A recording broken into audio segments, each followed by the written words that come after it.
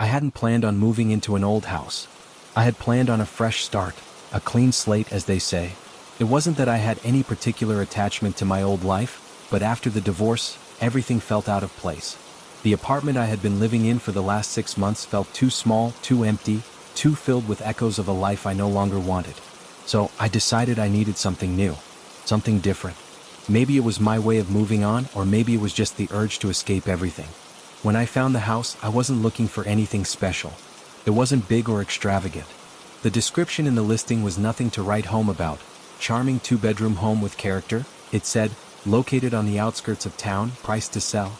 It didn't even have a fancy picture. Just a plain, weathered shot of the front of the house, with the paint peeling in places and the yard overgrown with weeds. But for the price, I couldn't pass it up. It was more than enough space for one person, and it was quiet, a quiet I could get used to. I remember my first visit to the house. It was early in the morning, and the air was still cool, the kind of fresh air that makes you feel alive. The house was tucked away behind some trees at the end of a narrow, overgrown road. It wasn't in the best shape, but I liked that. It felt real, like a place that had a history, a past that wasn't mine but could be if I wanted it to be. The realtor was an older woman, maybe in her 60s, with short, curly hair and glasses perched on the end of her nose. She seemed nice enough, but there was something about her that made me feel like she was trying to avoid my questions. As we walked through the house, she pointed out the basics. The living room with its creaky wooden floorboards. The small kitchen that could use a bit of updating. The bathroom that had a faint smell of mildew, probably from the old pipes. There were 2 bedrooms, one upstairs and one downstairs. The upstairs bedroom had a view of the trees in the backyard, and the downstairs one had a window that faced the street. The house felt warm despite its age. The old wood and worn furniture gave it a kind of lived-in charm. When I asked about the history of the house, the realtor hesitated. "Not much to say really," she said with a tight smile. "It's been around for a long time, but it's a good solid house." She didn't elaborate further, and I didn't press. I wasn't really concerned about the history. What mattered to me was that it was mine, or at least it could be. It felt like a place I could make my own, somewhere I could forget everything that had come before. I signed the papers a week later, and the keys were mine. The move itself was uneventful, a few boxes here and there, a couple of trips to the thrift store to pick up some second-hand furniture. I spent the first day unpacking and getting the place settled. The house felt cold at first, but it wasn't an unnatural cold. Just the kind of chill that comes with an old building that hasn't been lived in for a while. It didn't bother me. I liked it. It felt like a blank canvas, ready for me to put my mark on it. The first night was quiet. Too quiet, maybe. The kind of quiet that makes you realize just how loud the world is when it's not there. The wind blew gently outside, rustling the branches of the trees, but inside it was still. The house seemed to be settling around me, its creaky floorboards groaning in the silence. I lay in bed, staring up at the ceiling, listening to the sounds of the house. The occasional thud of a settling beam. The faint rustle of something moving in the walls. But it wasn't unsettling. It was just the house being the house. By morning, I had already started to feel more at home. The smell of coffee filled the kitchen, and I spent the day putting up curtains and rearranging furniture. I found a spot for my favorite chair by the window and took a moment to sit in it, looking out at the trees in the yard. The house wasn't perfect. The walls were chipped and the floorboards squeaked in places, but it was mine. That was all that mattered. Over the next few days, I settled into a routine. I went to work during the day, coming back in the evenings to unpack more boxes and clean up. The house felt more like a home with each passing day, and I began to enjoy the solitude. The silence was comforting, even when the wind howled outside or the rain tapped against the windows. But that first night after I moved in, I noticed something odd. As I lay in bed, the house seemed to settle more than usual. The creaking of the floorboards echoed through the walls, louder than it had been the previous night. At first, I dismissed it as just the house doing what old houses do. The wind was strong that night, so maybe the boards were expanding and contracting with the temperature change. But then I heard it again. It was a soft thud, almost like a footstep. It came from above me from the second floor. I lay still, listening. Maybe it was the wind again, or maybe it was a neighbor. But there it was again, another soft thud, followed by the unmistakable sound of something dragging across the floor. I didn't want to believe it. I told myself it was nothing. The house was old, and old houses made noises. That's all it was, right? I pulled the covers tighter around me and tried to sleep, but the sound kept repeating. Step, drag, step, drag. It didn't stop, and it didn't fade away. It just kept going, like someone, or something, was walking slowly around upstairs. The next morning I brushed it off. I must have imagined it. Maybe it was just the wind playing tricks on me. Or perhaps it was the house settling in some strange way. But even as I told myself this, the memory of those footsteps stuck with me. I tried not to think about it. I was new to the area, and I didn't want to be the kind of person who jumped at every little creak and groan. I continued unpacking, settling into my new life, and life continued without incident. I went to work, came home, made dinner, and spent my evenings alone just the way I liked it. But the footsteps, the dragging, they never really went away. They came back at night, sometimes quiet, sometimes loud. The same rhythm: step, drag, step, drag. Always from the room above me. Always just loud enough to make me question if I was hearing things. A few days later, I met the neighbor. Her name was Mrs. Carlson, an elderly woman who lived in the house next door. She had a stern face, framed by short gray hair, and she carried a cane, though she didn't seem to need it most of the time. We exchanged pleasantries when I bumped into her while walking back from the store. She eyed me curiously as I walked by her garden, and before I could say anything, she spoke up. "You're the new tenant in that house, aren't you?" I nodded, offering a polite smile. "Yeah, just moved in." She eyed me again, her gaze sharp like she was sizing me up. After a moment of silence, she said, "That house has a history, you know." I raised an eyebrow, unsure of where she was going with this. "A history?" She nodded slowly, tapping her cane on the ground with a quiet thud. "People have lived there before you. Many have moved out. Some of them didn't last long." I felt a small chill run down my spine. "What do you mean? Didn't last long?" Mrs. Carlson hesitated, her eyes narrowing as if deciding how much to say. "It's not my place to tell you. But that house, it has a way of getting under your skin. People who stay too long start seeing things, hearing things, feeling things. Some of them even leave in the middle of the night, not saying a word." Her words hung in the air like a heavy fog. I wanted to ask more, to dig deeper, but something in her expression told me I wasn't going to get any more answers. I smiled awkwardly and excused myself, walking quickly back toward my house.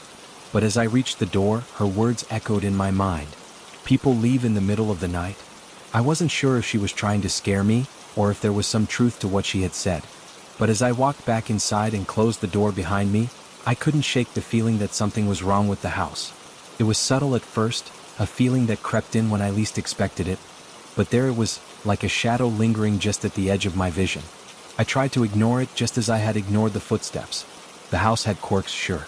It was old, and old houses made noises. The floorboards creaked, the windows rattled in the wind. I had moved here to escape my past, not to become paranoid about a few strange sounds. But as the days wore on, I couldn't deny it. Something was off. Something in the house was watching me. That night, the footsteps came again, but this time they were louder, closer.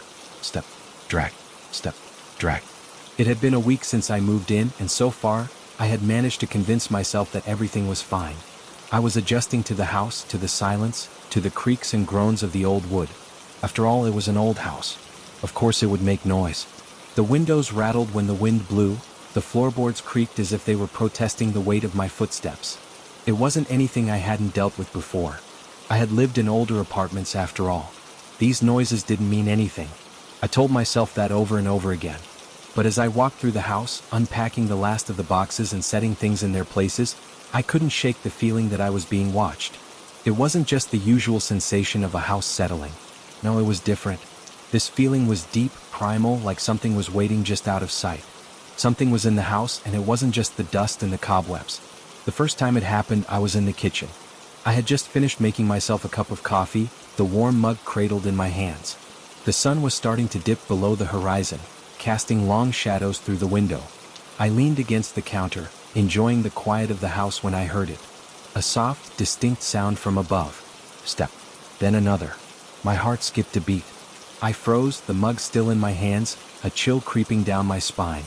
I set the mug down gently, my mind racing as I tried to rationalize the sound. It couldn't be anyone upstairs. I had checked. The house was empty. There were no visitors, no one else here. Just me. The footsteps continued, slow and deliberate. I could hear them clearly now. They weren't the kind of creaks I had gotten used to, the kind that came with the house settling. No, these were different. They were heavier, and they were coming closer. I took a step toward the stairs, my feet barely making a sound on the old wooden floor. Every fiber of my being screamed at me to turn and leave the house, to forget about it and never look back. But I didn't. I had already convinced myself that the noises were nothing, that they were just the house, just the way it was built. So I took another step, this one louder than the last, and headed toward the stairs. The footsteps stopped abruptly as I reached the bottom of the staircase. I paused, my breath catching in my throat. For a moment, everything was still. The house, the air, the world outside, it was all silent. Then, slowly, the sound of dragging filled the space, followed by another heavy step. It was coming from the second floor. I stood frozen, my mind scrambling for an explanation. It was impossible. No one was upstairs. There was no one there. But the footsteps were real. I could hear them. And they were coming closer. I didn't move. I couldn't move. My legs felt like lead, and the air in the room had suddenly thickened, as though the house itself was holding its breath, waiting. The dragging continued, now followed by a rhythmic tapping sound, like a cane scraping against the floor. I didn't know how I knew it, but I did. It was coming from the room at the end of the hall. The same room I had avoided since I'd moved in. The thought of going upstairs made my stomach churn. I had heard rumors about this house.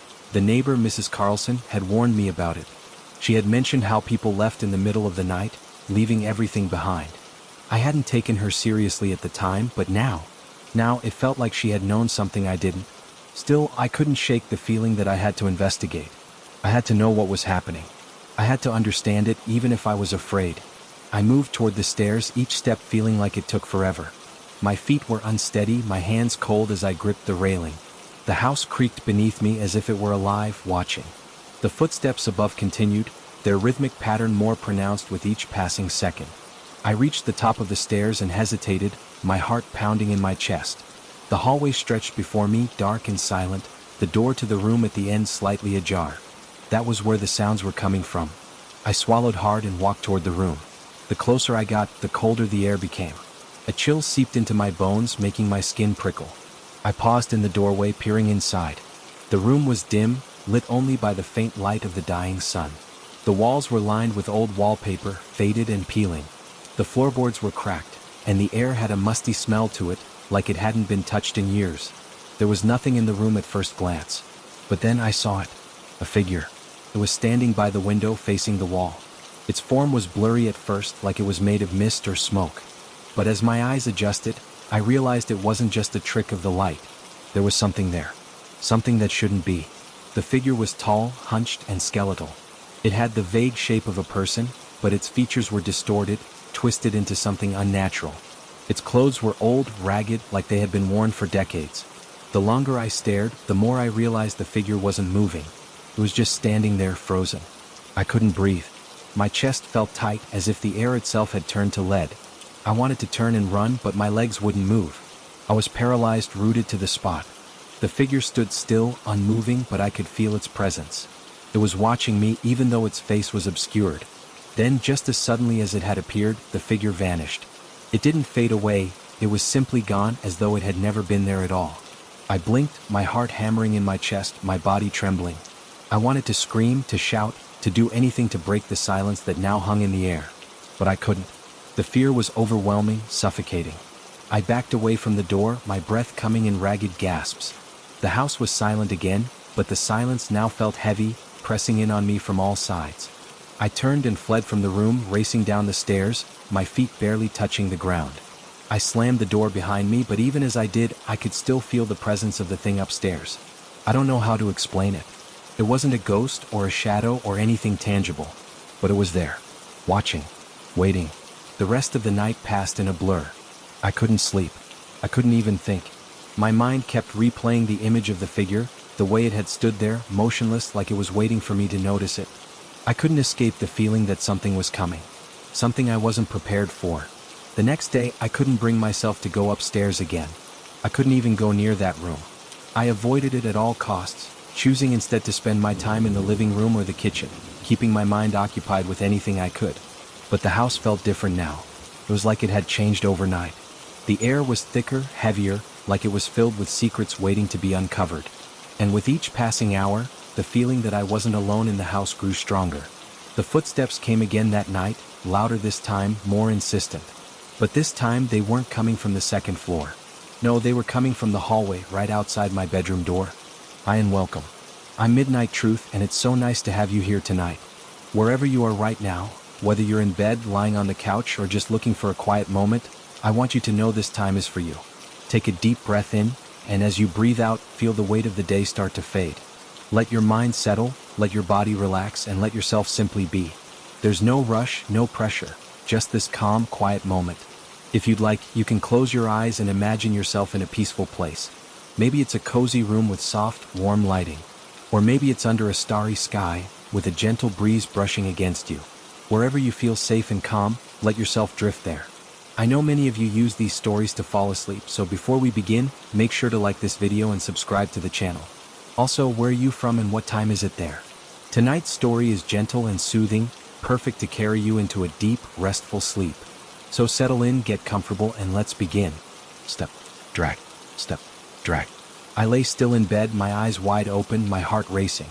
The footsteps were closer now, as if whatever was making them was standing just outside the door, waiting for me to react. I couldn't move. I couldn't even breathe. All I could do was listen, my mind racing, trying to make sense of what was happening. The footsteps stopped suddenly, just as they had before, leaving me in the silence. But this time, it wasn't a comforting silence. It was oppressive. Like something was lurking in the dark, waiting for me to let my guard down. I had to get out. I had to leave the house. But I couldn't. Something was keeping me here, something I couldn't explain.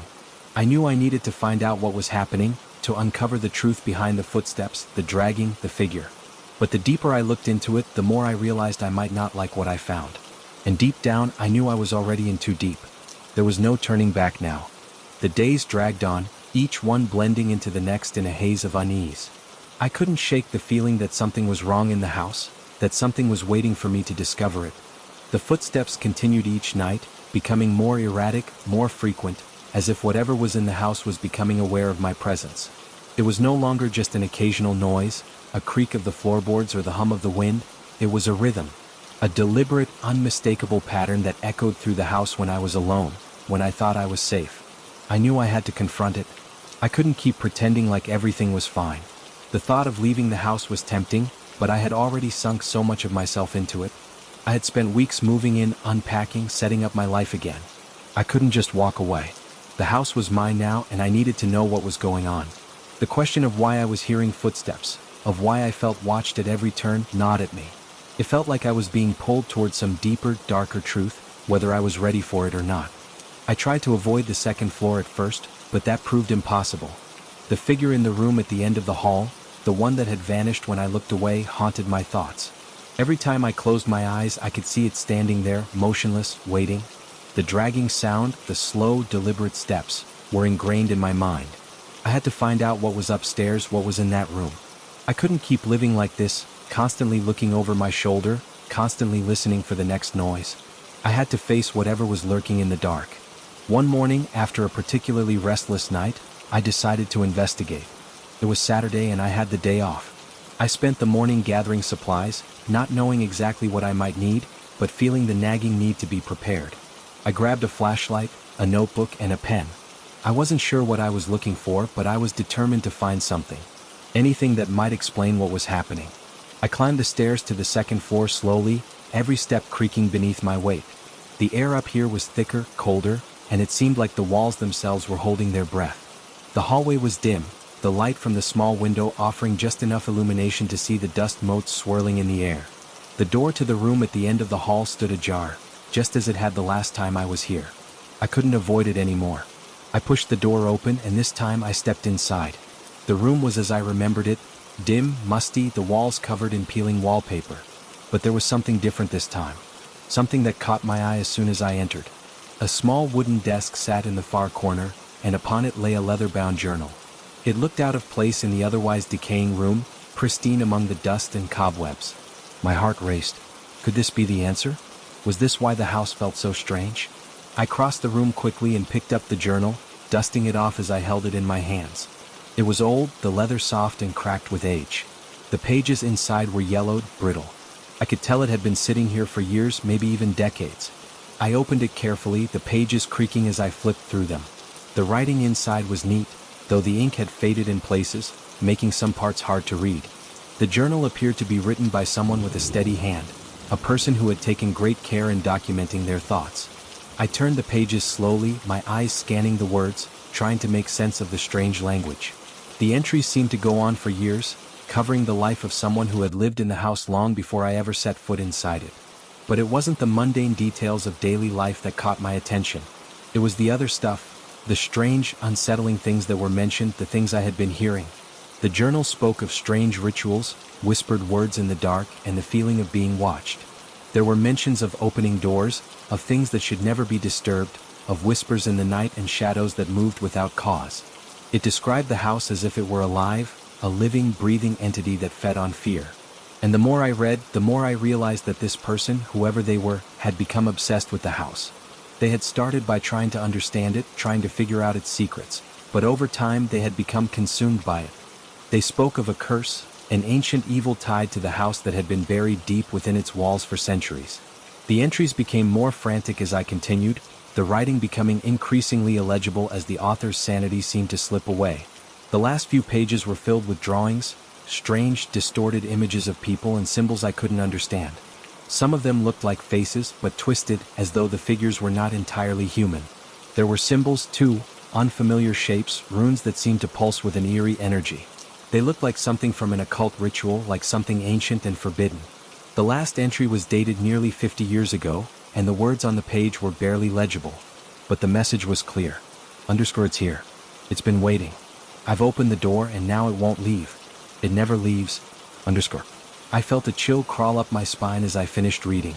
My fingers trembled as I closed the journal. I couldn't shake the feeling that something was behind me, watching me, waiting.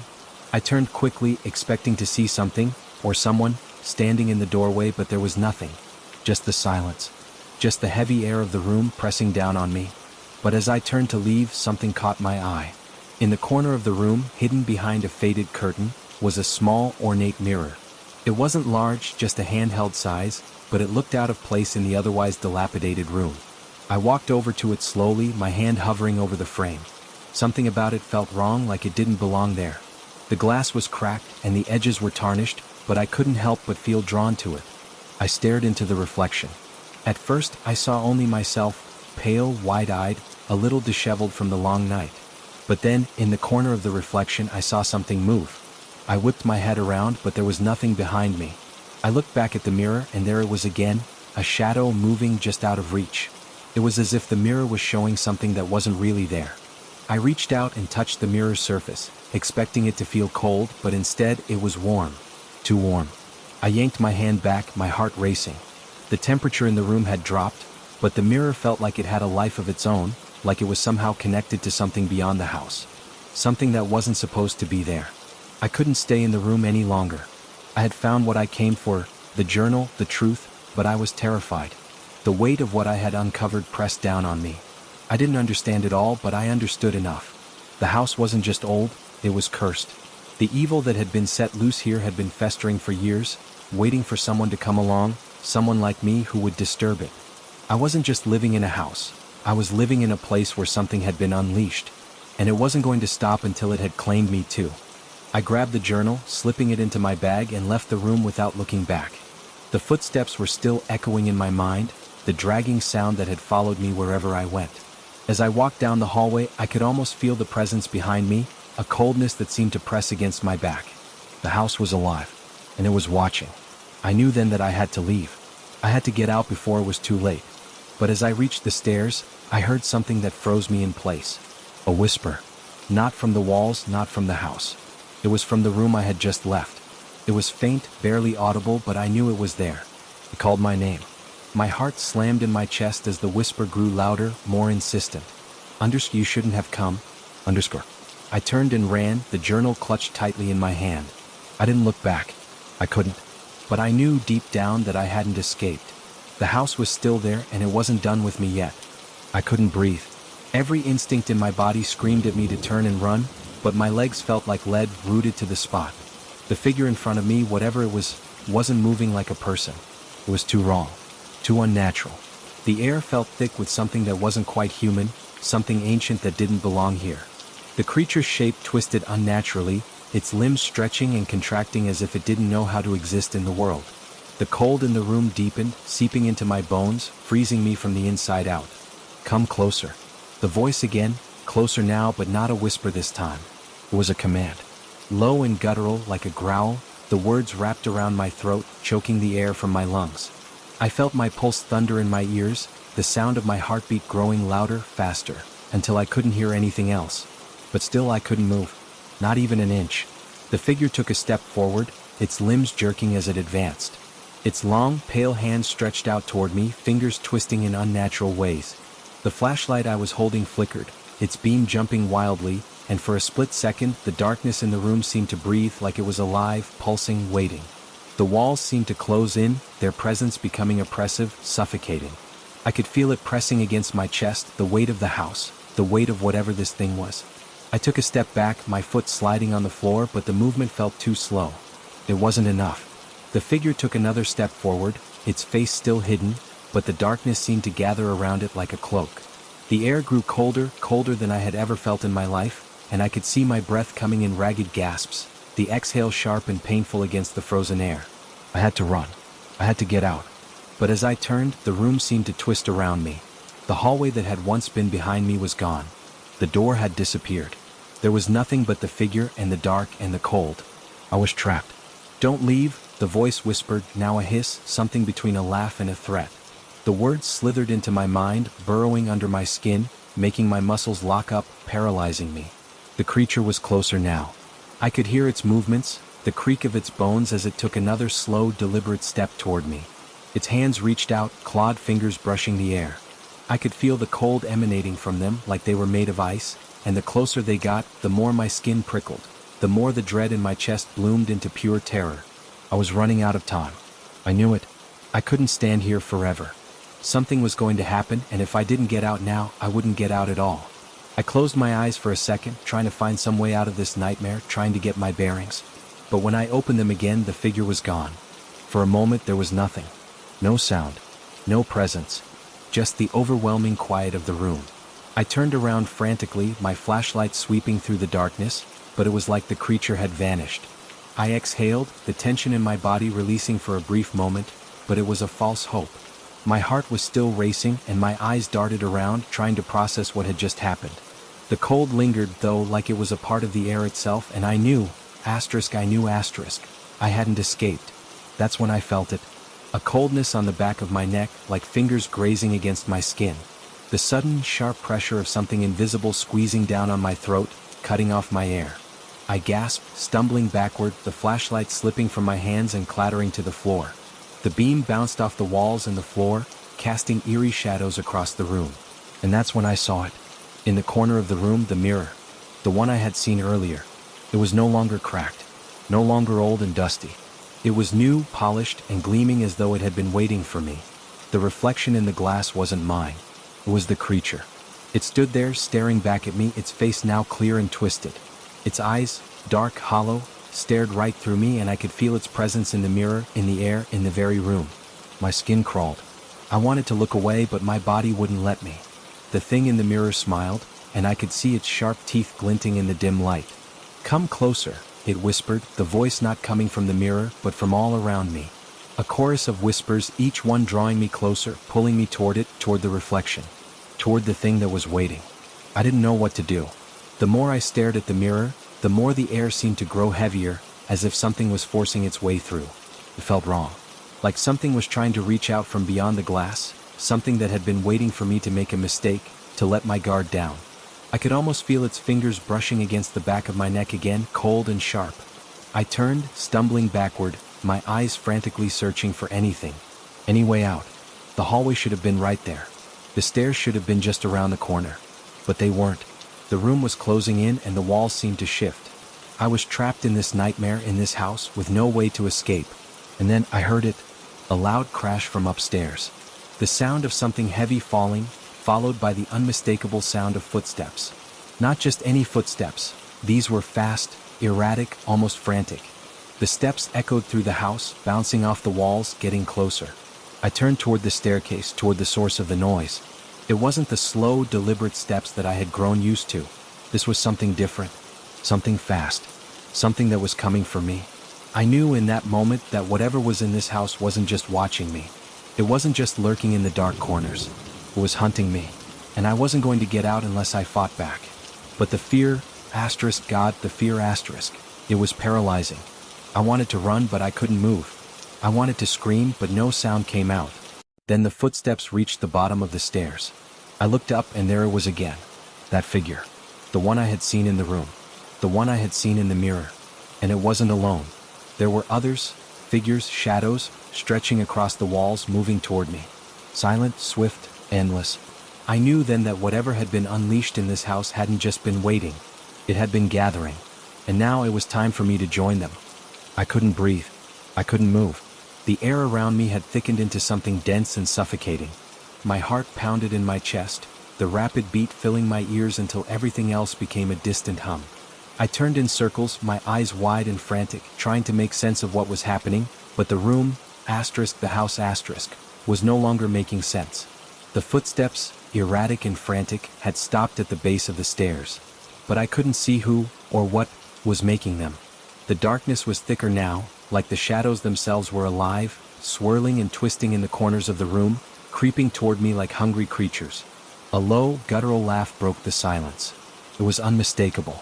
It came from everywhere, from the walls, from the ceiling, from inside my head.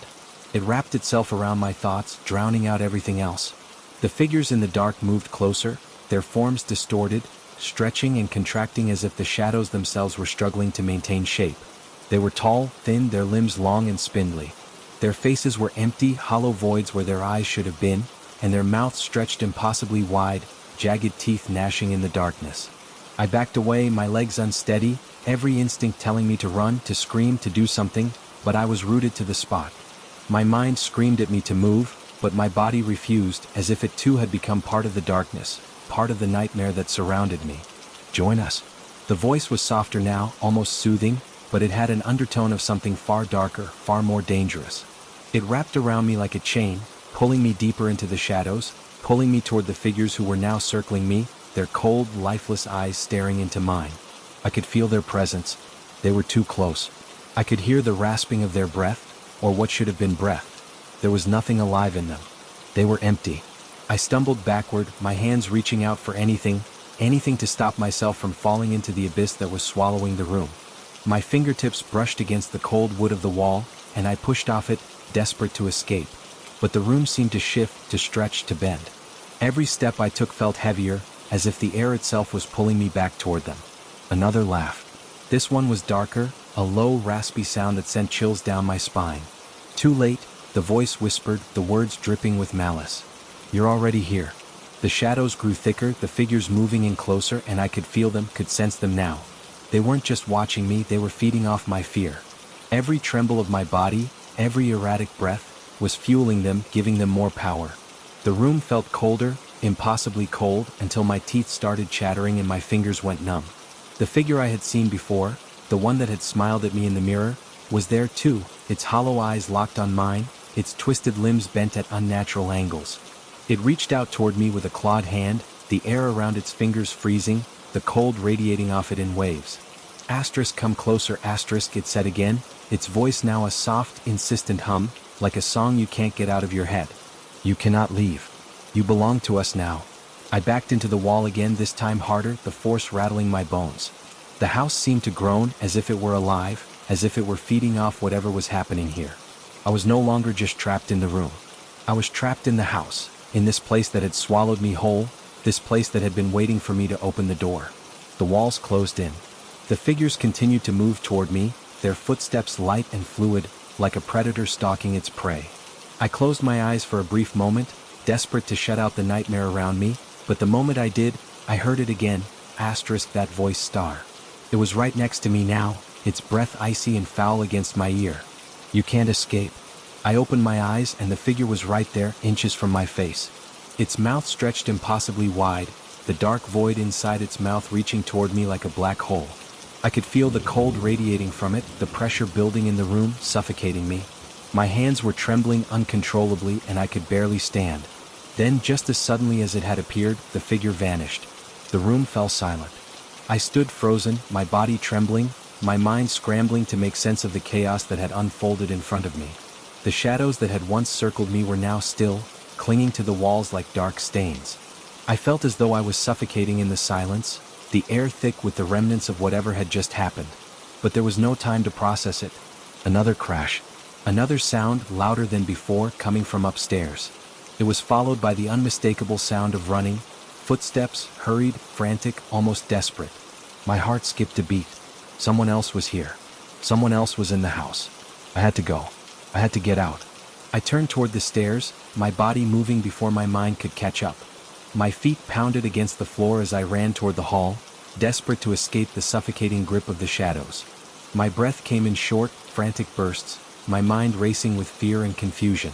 I didn't know what I was running from, but I knew one thing: I couldn't stay here. Not anymore. I reached the top of the stairs, my hands gripping the railing for support as I looked around frantically.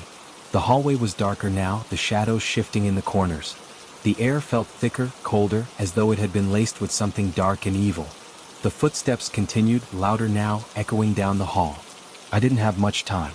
I turned toward the door at the end of the hallway, the one that had once seemed like an ordinary room. Now it felt like a portal, a doorway to something far worse. I knew I had to leave, but I couldn't escape without going through that door. With a quick glance over my shoulder, I stepped forward, the door groaning as it opened. The darkness inside was overwhelming, but I didn't hesitate. I stepped inside, slamming the door shut behind me. And that's when I saw it. The figure.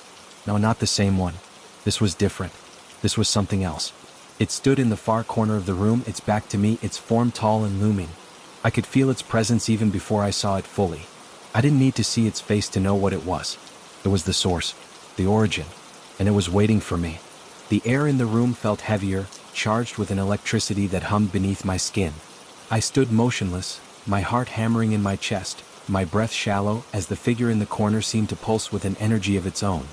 It was tall, unnaturally so, and its shape was distorted, like a shadow trying to take on form but failing to do so entirely. I couldn't see its face.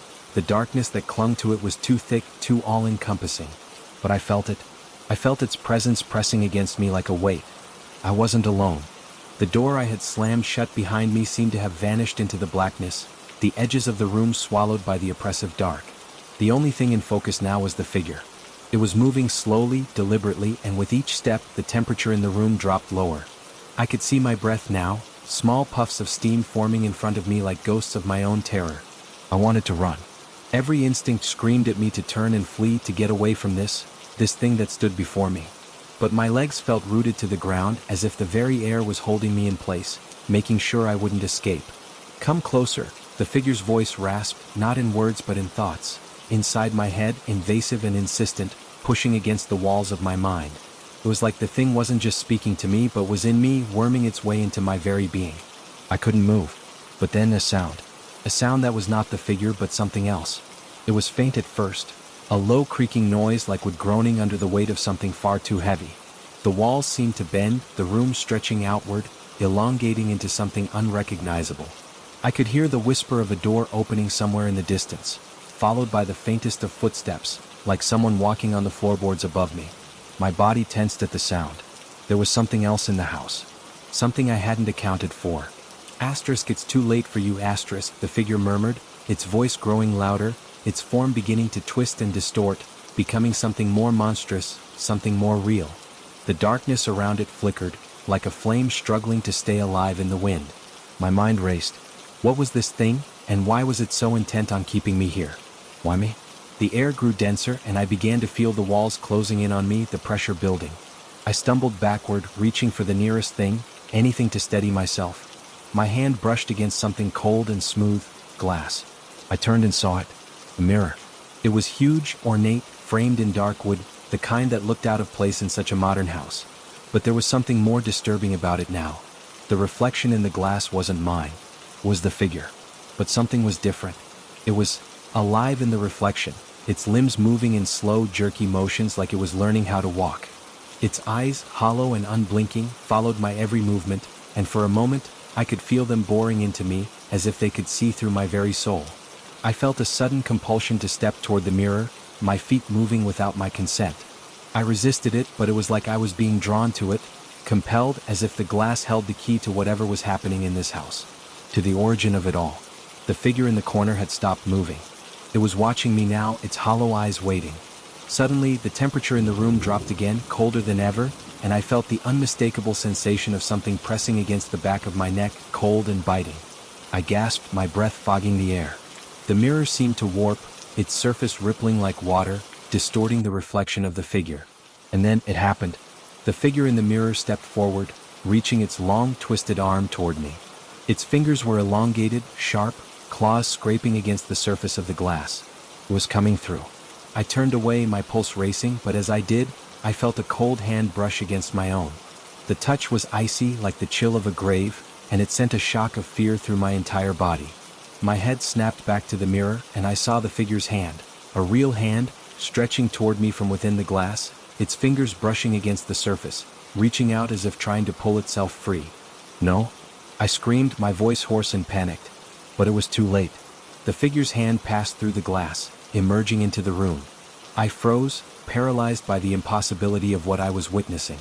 It reached further out, its grip tightening on the edge of the frame as the rest of its body followed. Its limbs stretched, bending at unnatural angles, like it was breaking free from a prison. The air seemed to crackle with energy, the sound of something old being awakened. I turned and ran. My legs finally responded, carrying me toward the door, toward any escape. But as I reached it, I was stopped, pulled back.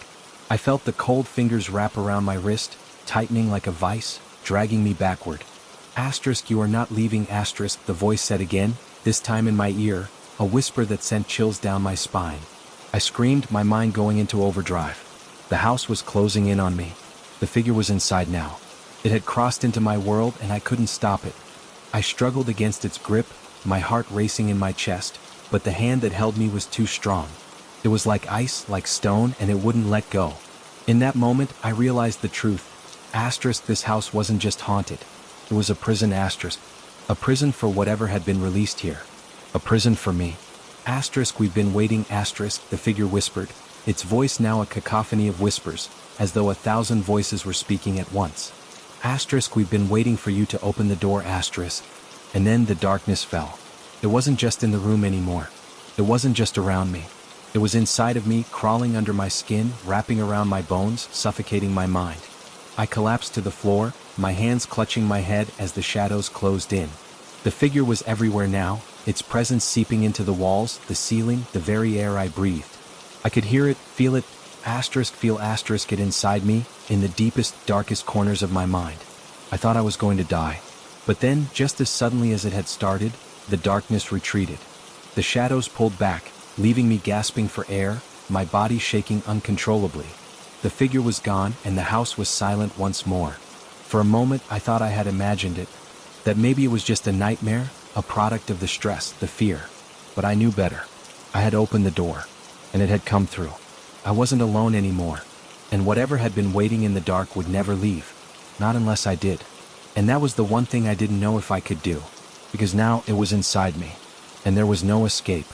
I lay there on the cold floor, trembling uncontrollably, the air thick with the remnants of whatever had just occurred. My mind was a blur, frantic thoughts swirling in chaos, fighting for clarity. But no matter how hard I tried to focus, one thing remained clear and undeniable. The house was alive. It wasn't just a place with strange noises or quirks. It had a pulse, a hunger, and it was waiting for me to surrender to it. I forced myself to stand, my legs weak, my head spinning. The room was still shrouded in an unnatural darkness, but it felt different now, less oppressive, almost as if the air had shifted, breathed a little lighter. But I knew it was only temporary. Whatever had been released, whatever had clawed its way into this world, hadn't gone. It was here, somewhere, waiting. I staggered toward the door, my hand trembling as I grasped the handle, but I hesitated before opening it. A deep, primal instinct told me that if I stepped out, if I left this room, I would only be walking straight into the heart of it all. Whatever dark force had made this house its home would be there, in the hallway, in every room, stretching across every inch of this place. I didn't know how much longer I could hold on. My nerves were fraying, the edges of my thoughts unraveling like loose threads, but I couldn't stay here either. I had to get out. I had to know the truth. I couldn't just let this thing win. The memory of the journal, of those pages in the attic, suddenly flashed in my mind. The journal that I hadn't had the courage to fully read. It had been hidden away in the attic, hidden in a place where it could mold with the darkness that had saturated this house for so long. I needed to find it. I needed to understand what had been written in that book, what history this house had, what curse had been bound to its walls. I opened the door, my feet moving on their own. The silence in the house was suffocating, almost deafening. It was as if the entire place was holding its breath, waiting for something to happen, waiting for me to make the next move. The hallway outside seemed different. The shadows were longer now, stretching toward me, reaching out like hands eager to pull me back into the darkness. But I kept walking, my mind focused on the attic, on the place where the journal had been hidden. The stairs creaked under my weight as I ascended, each step sending a shiver down my spine. The house felt warmer now, but it wasn't a comforting warmth. It was oppressive, like the heat of a feverish fever that threatened to consume you from the inside out. I reached the door to the attic and I hesitated once again. I couldn't explain it, but something was pulling me forward. The house wanted me to go up there. It felt like an invitation, or a command. I turned the handle and the door creaked open, the dim light from the hallway barely reaching the stairs that spiraled upward into the blackness. My heart raced, the sense of dread weighing heavy on my chest. But I couldn't turn back now. I stepped into the darkness, feeling my way up the narrow staircase, the air growing colder with every step. When I reached the top, the attic door was already ajar. I didn't open it. It had been opened before I arrived. The room beyond was as silent as the rest of the house, but it felt wrong. There was an unnatural stillness to it, like the room itself was waiting for me. I stepped inside, my eyes immediately drawn to the old wooden chest at the far corner. The chest. It was the only thing in the room that looked untouched by time, pristine, as though it had been placed there for a purpose. It had to be the place where the journal was kept. I crossed the room, my footsteps muffled by the thick layer of dust on the floor. My hand shook as I opened the chest, revealing a bundle of old yellowed papers. There it was. The journal. Its leather cover was cracked and worn, the pages inside fragile and yellow with age. It seemed almost alive, as if it had been waiting for me all these years. I pulled the journal out carefully, feeling the weight of it in my hands. The moment my fingers touched the pages, a surge of energy shot through me, a burst of cold, an electric shock that coursed through my veins and left my skin tingling. I had to read it. I had to understand. I opened the first page. March 3rd, 1864. I came to this house for one reason: to seek knowledge. They say the land upon which this house stands was cursed long before the bricks were laid. A place where the veil between worlds is thin. A place where things slip through unnoticed, as if they were always meant to be here. This house was built on the edge of that thinness, and I will cross it. I will open the door. The words were chilling, and I felt a sickening sense of déjà vu. It was as if the writer knew what was coming, knew the price they would pay. They had wanted to summon something that had been lurking just beyond the veil. And they had succeeded. I turned the page. March 15th, 1864. I feel it now. The whispers. The scratching. It is in the walls. In the air. I tried to leave, but the house would not let me. I cannot explain it, but it's as if the house itself has claimed me. I cannot shake the feeling that it is watching me. Waiting. I have drawn the symbol on the floor in the center of the room. The circle. It is supposed to protect me, but I am not sure. I hear things. Footsteps. Always footsteps. The pages continued, more frantic with each entry. The writer spoke of rituals, dark rituals, that had been performed in the house. They had opened something ancient, something not meant to be disturbed. The house had fed on the power that had been released, growing stronger with each passing year. And now it wanted more. As I read, I felt a cold shiver crawl up my spine. The house was hungry. It was still feeding. And now it had me. I flipped through the pages faster now, desperate to find answers, desperate to understand. The journal became more erratic, more broken, as if the writer had lost their grip on reality. The final entry, written in jagged handwriting, was the most disturbing. April 20th, 1864. It is too late. The house, it is alive. It is everywhere. I cannot escape. It is in me now. It has taken me. There is no going back. I have opened the door. And now I must wait. I slammed the journal shut, my breath coming in ragged gasps, my heart pounding in my chest. The truth was clear now. The house had been waiting for me. The curse, the ritual, the darkness. It had been drawn to me, drawn to my presence in this house. I could feel it again, the cold, the whispers, the creeping sensation of being watched. I turned toward the door, my pulse racing, but something stopped me. Something was wrong. The shadows in the corners of the attic were moving, slithering like snakes, coming toward me. I wasn't alone. I backed toward the door, but the shadows surged forward, enveloping me in darkness. The temperature plummeted. I felt something cold brush against my skin, the sensation sharp, like icy fingers grazing my arm. The whispers were louder now, a chorus of voices, all speaking at once, their words unintelligible but full of malice. And then I felt it, a presence behind me. I didn't need to look. I could feel its breath, icy and foul, against the back of my neck. I could feel its fingers, long and twisted, reaching for me. The house was hungry again.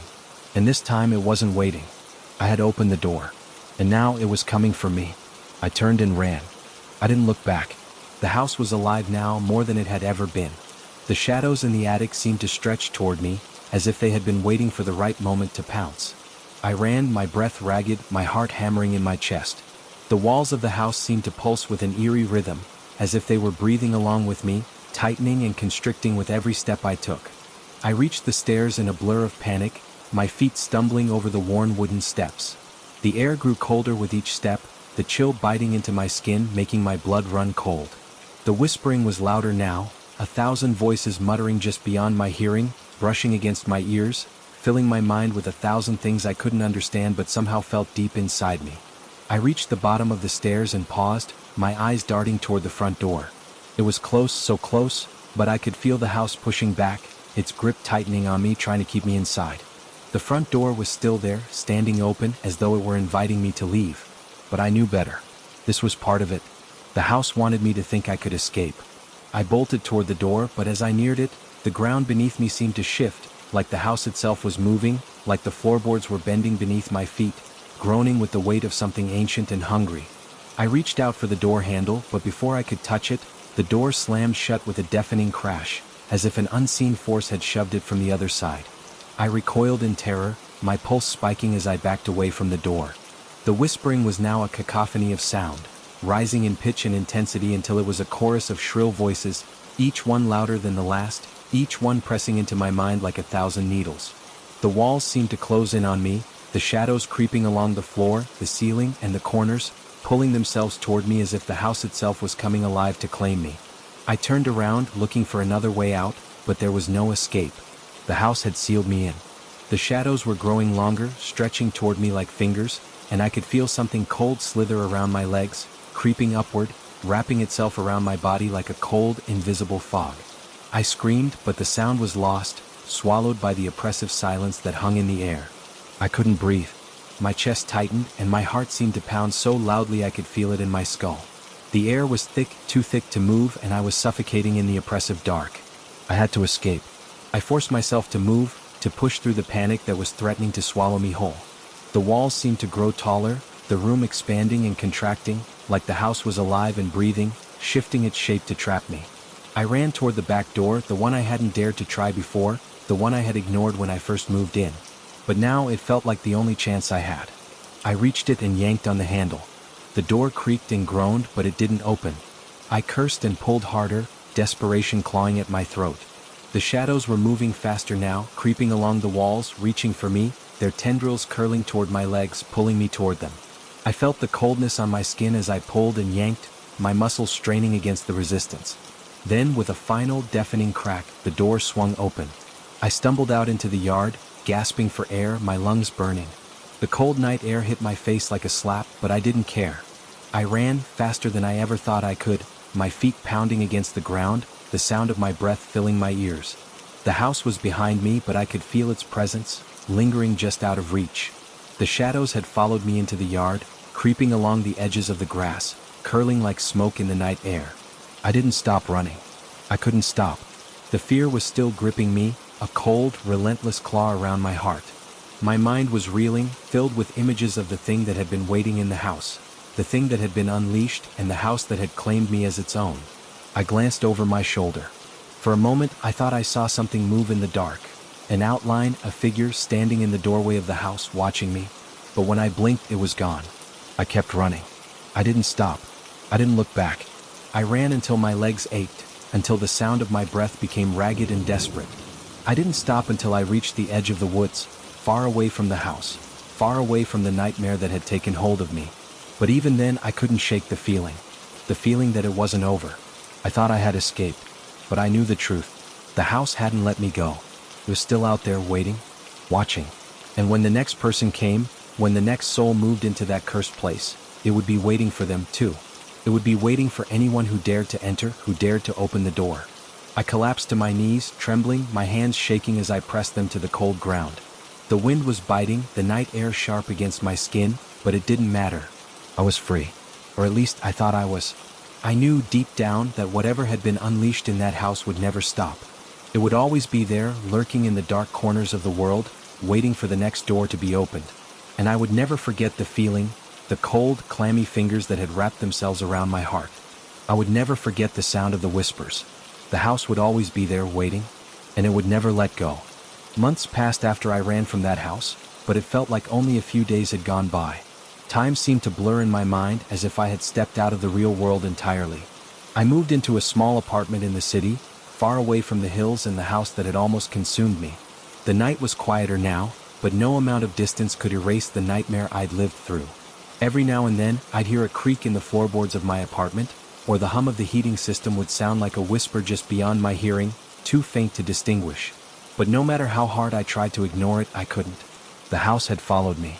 Not physically, of course, there was no way it could, but it had found its way into my thoughts, my dreams, my every waking moment. Sometimes when I closed my eyes, I could still see it. The door slamming shut. The shadows creeping toward me. The way the air had thickened in the attic. The coldness that gripped me even as I ran from the house, as though it was never really gone. As though it had never truly released me. I had thought in those first few weeks that I'd escaped it. But now, as I sat in the sterile white of my new apartment, I realized that the house had left its mark on me. It had become part of me. I tried to move on, to live a normal life again. I went back to work, saw friends, went through the motions, but it was impossible to forget. Then one day I received a letter. It wasn't from anyone I knew. There was no return address, just my name scrawled in ink across the front. I held it for a long moment before opening it, my fingers trembling. I tore open the envelope. Inside was a single sheet of paper, folded neatly. I unfolded it, and the words were written in the same jagged handwriting from the journal that had warned of what lay behind the house's walls. You can't escape. It was signed with a single word. I felt the blood drain from my face as I stared at the words. The letter was a message, a warning, and it was signed by it, the entity, the darkness that had haunted that house, the thing that had been lurking in the shadows, just waiting for the right moment to strike. I couldn't breathe. I could hear my pulse in my ears, the words on the page swimming before my eyes. It had followed me. It knew where I was. It was still out there. I stood up, my legs shaky, and I paced the room trying to clear my mind. I had to leave. I had to get away again. But where could I go? How could I run from something that wasn't bound by space or time? That night, the whispers came. It started with a slight rustle, a soft sound at the edge of my hearing. I tried to ignore it, tried to convince myself it was the wind outside or the sound of the apartment settling. But then it grew louder, and I knew it wasn't just in my head. The whispers were real. I clutched the edge of my bed, my knuckles white. The voices were close now, too close, as if they were right behind me, just out of sight. The coldness in the room seemed to grow, seeping into my skin, until every inch of me was chilled, as if the warmth of the world had been sucked away. I spun around, my heart racing. There was no one there. The room was empty. But the whispers didn't stop. They were louder now, pressing against my ears, each voice rising in pitch, each word more urgent than the last. I couldn't take it anymore. I bolted out of bed, running toward the door. I needed to get out, to breathe fresh air, to escape whatever was suffocating me. But as my hand reached for the door, I froze. The shadow in the corner of the room shifted. I couldn't see it clearly, but I felt it. The weight of it, the presence, was watching me. I spun around, my eyes wide, but the corner of the room was empty. The whispering stopped, and for a moment there was silence. Then, just as I turned back toward the door, I heard it again. The creaking of the floorboards. Heavy footsteps, slow and deliberate, echoing through the apartment. But they weren't mine. They were other footsteps. A presence moving toward me. I slammed my hand on the door handle, throwing it open, but there was nothing but empty space beyond. The hallway outside my apartment was dark, the air thick with the weight of something unseen. But I could feel it. It was in the apartment with me. It was in the walls, in the shadows. It had followed me. And then, in the darkness, I heard a voice. A whisper, low and rasping. You didn't think you could run, did you? I turned and ran into the hallway, but it was useless. The door slammed shut behind me, and the apartment building seemed to close in on me, the walls narrowing, the air suffocating. I couldn't breathe. I ran down the stairs, out the door, into the night air. But even as I ran, I felt the house chasing me. The curse. The darkness. It would never leave me. And then, as I reached the street corner, I saw it. The house. It stood at the end of the road, just as I remembered it, towering over everything, its windows dark and empty, but I knew it was still there. The shadows shifted, the air growing cold. It was waiting for me to come back. And I knew in that moment that I had never truly escaped. No matter where I went, no matter how far I ran, the house would always be there. The house and it, watching, waiting. I could never outrun it. I could never escape. And now I had no choice. I turned around, heading back toward the darkness, toward the house that had already claimed me. I couldn't stop it, and neither could anyone else. The house would always win, and it was coming for me. Story 2. It was the kind of day that had the sun setting low in the sky, casting a pale amber light over everything. A lazy evening with shadows stretching long and thin across the cracked sidewalks. The air was warm, sticky even, clinging to my skin as I stood in front of the house, holding the keys with my fingers trembling. I had just signed the lease, one of the last steps in a series of decisions that had led me here. I had to admit, I hadn't known exactly what I was expecting. I'd never seen the place in person, but a couple of photos on the listing website had caught my eye. It wasn't much, a modest 2-story house tucked at the far end of a quiet street, away from the city noise. Its white paint was peeling in patches, like it was reluctant to let go of some distant memory of what it used to be. But it had character. I convinced myself that was the word I'd use. Character and charm. That's what I told myself as I stared at the narrow porch and the overgrown front yard. The front steps groaned as I made my way up, key in hand, pushing the door open. The inside was as much of a surprise as the outside. The walls were yellowed, faded from years of dust and the sun's relentless rays, and the wooden floors creaked with every step I took. They had that old, worn look, the kind of floors that had absorbed 1,000 stories, both happy and sad. There was a faint smell in the air, something like wet wood mixed with a trace of something more elusive, like the remains of forgotten memories. The place was clearly ancient, but that was exactly why I had chosen it.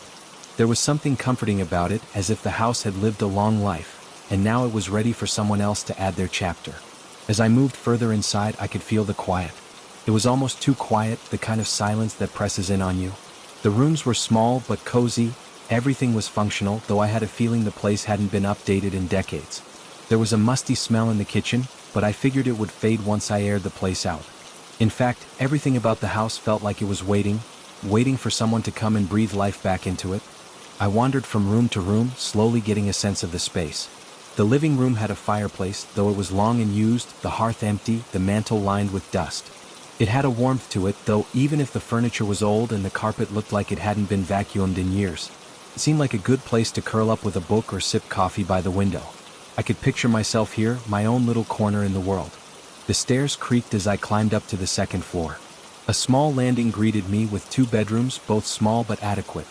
The larger one had a faded floral wallpaper peeling at the edges, but it had a big window that let in the evening light, casting long shadows that felt somehow comforting. The other room was smaller, with no real charm to it, just a plain, square room with a tiny window that overlooked the backyard. I paused in the doorway of the second room, my fingers running along the door frame, when I heard something, a soft thump as though something had dropped upstairs. I froze. It was probably just the house settling, I thought, though there was something unnerving about the sound. The way it seemed to echo, stretching through the silence. Shaking my head, I made my way down the hall toward the bathroom and then back down the stairs. I wasn't scared, at least not yet. But there was a strange feeling that kept prickling the back of my neck. The house had an air about it, something that tugged at me like an old memory just out of reach. I was still unpacking when I heard a knock on the door. I opened it to find a woman standing on the porch, her wrinkled face framed by a gray bun. She was tall, stooped slightly, wearing a faded blue dress. Her eyes were sharp, a piercing gray, but her smile was kind, if not a little too tired. "New to the neighborhood?" she asked, her voice a raspy, old-timey sort of thing that felt like it belonged to the house itself. I nodded, trying to smile back. "Yeah, just moved in." She scanned the house with a look of quiet disapproval, her gaze lingering on the peeling paint and overgrown garden. "It's a nice house. Older though. You might hear some strange things around here." Her words caught me off guard and I chuckled awkwardly. "Like what?" "Oh, nothing to worry about. Just strange sounds, creaks and groans. Things like that. It's an old house. Settles in its own way. But some people say there's more to it than that." I raised an eyebrow. "More?" She nodded, her expression serious now, her smile gone. Rumors mostly. People say it's got a history. That something happened in the house a long time ago. But it's all just stories. You know how people are. I felt a chill run through me. Like what kind of stories? She glanced around, her voice dropping to a whisper. Well, there was this one woman. She lived here years ago, long before I moved in. She left in a hurry, just packed up and ran out one night. She was all shaken up, talking about curses and other things. You hear stories like that and you start wondering. I didn't want to seem rude, but the hairs on the back of my neck were standing up now. I couldn't tell if the woman was trying to warn me or just being strange for the sake of it. Don't worry, she said, sensing my discomfort. I'm sure it's nothing. It's an old house, that's all. You'll get used to the noises. If you ever need anything, I'm just down the street. With that, she turned and walked away, leaving me standing in the doorway, staring at the empty street beyond. Her words hung in the air like a lingering fog, thick and unsettling. I didn't know what to think. She seemed harmless enough, but something about her made my skin crawl. Maybe it was the way she talked about the house, or how she had mentioned the woman who'd run away. I didn't want to dwell on it. I had enough to think about with the divorce and everything else. But I couldn't shake the feeling that the house was watching me, as if it knew something I didn't. The evening dragged on as I unpacked more boxes, sorting through my things, trying to make the place feel like mine. The house settled around me, its creaks and groans growing more familiar. But I couldn't ignore the odd noises. They seemed to be coming from all directions. Distant footsteps, faint knocks, the kind of sounds that would startle you in the middle of the night, but in daylight seemed almost normal. By the time the sun began to dip below the horizon, I had most of my things put away. It wasn't much, but it felt like enough. I stood in the middle of the living room, taking it all in, feeling a strange sense of accomplishment. But as the shadows grew longer, the air in the house seemed to change. It wasn't cold, but it felt heavy, like something was pressing down on me. I didn't want to admit it to myself, but the thought of being alone in this old house, in this strange town, made me uneasy. I tried to shake it off, to laugh at myself for getting worked up over nothing. It was just the house settling. It was nothing. But then I heard it again. A faint creak from upstairs. This time it wasn't just the house settling. This time it was something else. I stood frozen, listening to the silence that followed. The house seemed to hold its breath. I didn't want to admit it, but the strange feeling had settled deep in my chest as the sun disappeared behind the horizon. The house seemed to have its own life, its own pulse, one I couldn't quite understand. I couldn't explain why the silence felt so thick, so waiting. But the longer I stood in the living room, the more it seemed like the house was holding something back, as if it was just waiting for the night to begin. I tried to tell myself that I was just being paranoid, that I was overthinking everything. It was an old house after all. Old houses creak and groan. But the noises, it was like they had their own rhythm, their own purpose. A house doesn't just make noise like that, does it? I pushed the thoughts aside as I set about making dinner, determined to create some semblance of normalcy in this place. The kitchen smelled like old wood and something else, something faintly metallic like rust or dampness.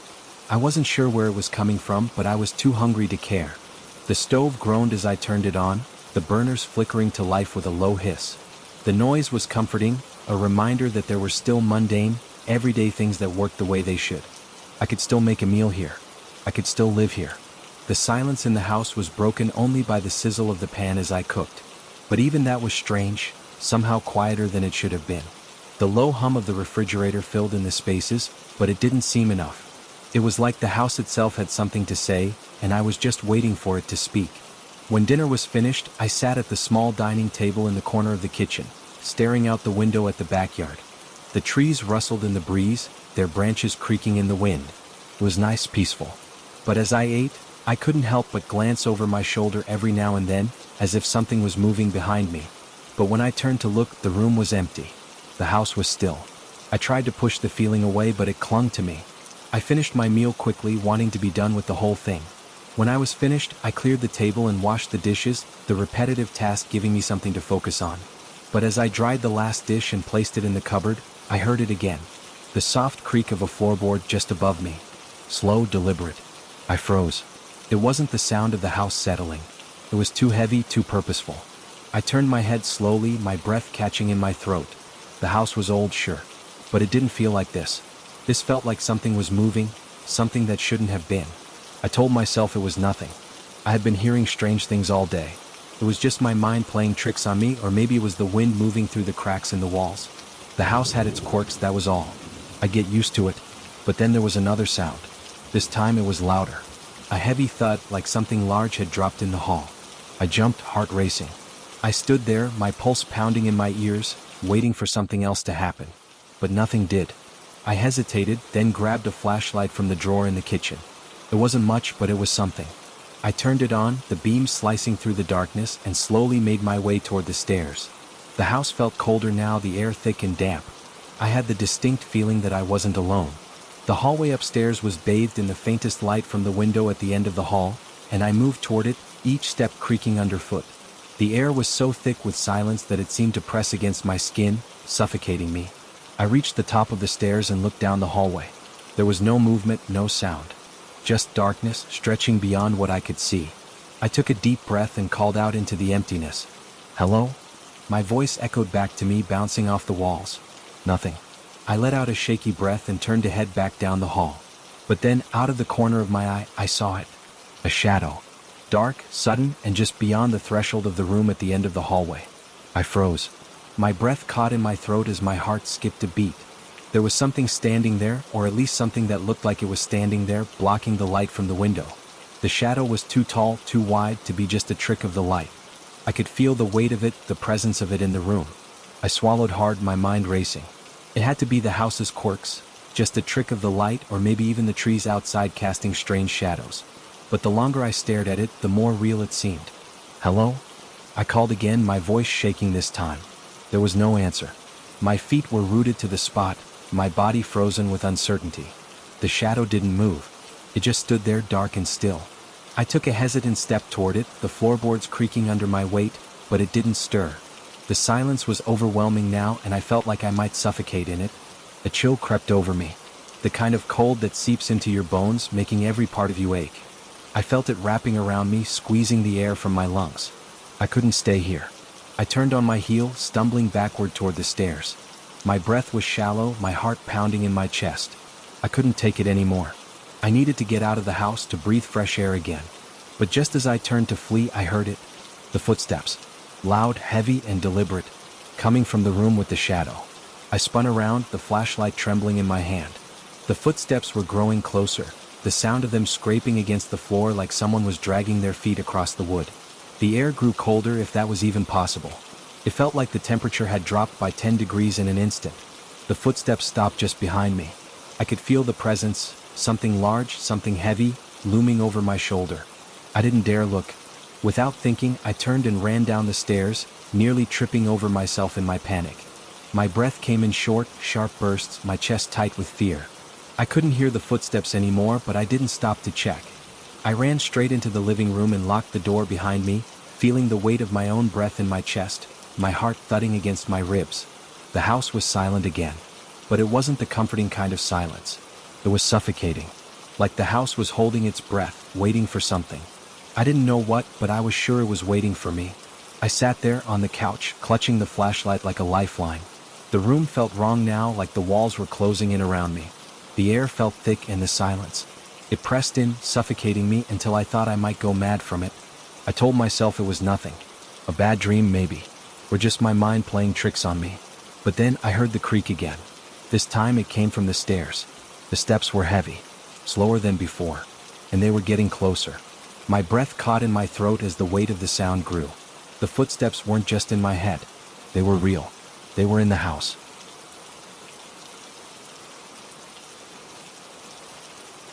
I stood up slowly, trembling, my legs unsteady beneath me. I knew I couldn't stay here. Not anymore. Whatever was in the house with me, it wasn't just a noise. It wasn't just the house settling. Something was alive in here. And it wasn't friendly. I grabbed my coat, my keys, and rushed out the door, slamming it behind me. The night air hit me like a slap in the face, sharp and cold. But it didn't matter. I didn't care. I needed to get away. I ran down the street, my feet pounding against the pavement, the sound of my own heart beating in my ears. When I reached the end of the street, I stopped and turned around. The house stood there, dark and silent in the distance. But I could have sworn that in the stillness I heard something. A soft creak, just as the door to the house slowly swung open. And I knew with a cold certainty that it was waiting for me to come back. But I wouldn't. Not tonight. Maybe never again. I didn't sleep that night. After I left the house, I wandered the streets for what felt like hours, my mind racing with 1,000 thoughts I couldn't settle. Every creak, every gust of wind seemed to echo the footsteps I'd heard in the house. And yet, there was something off about the house. More than just the sounds. More than just the unsettling shadows and whispers in the air.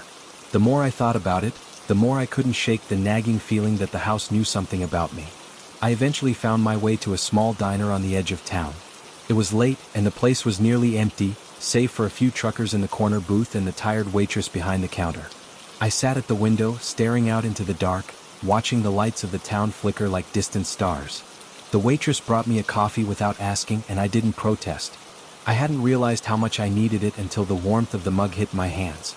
My mind wandered back to the house, the silence that wasn't really silence, the presence that lingered long after I'd left. Not a fan of the place?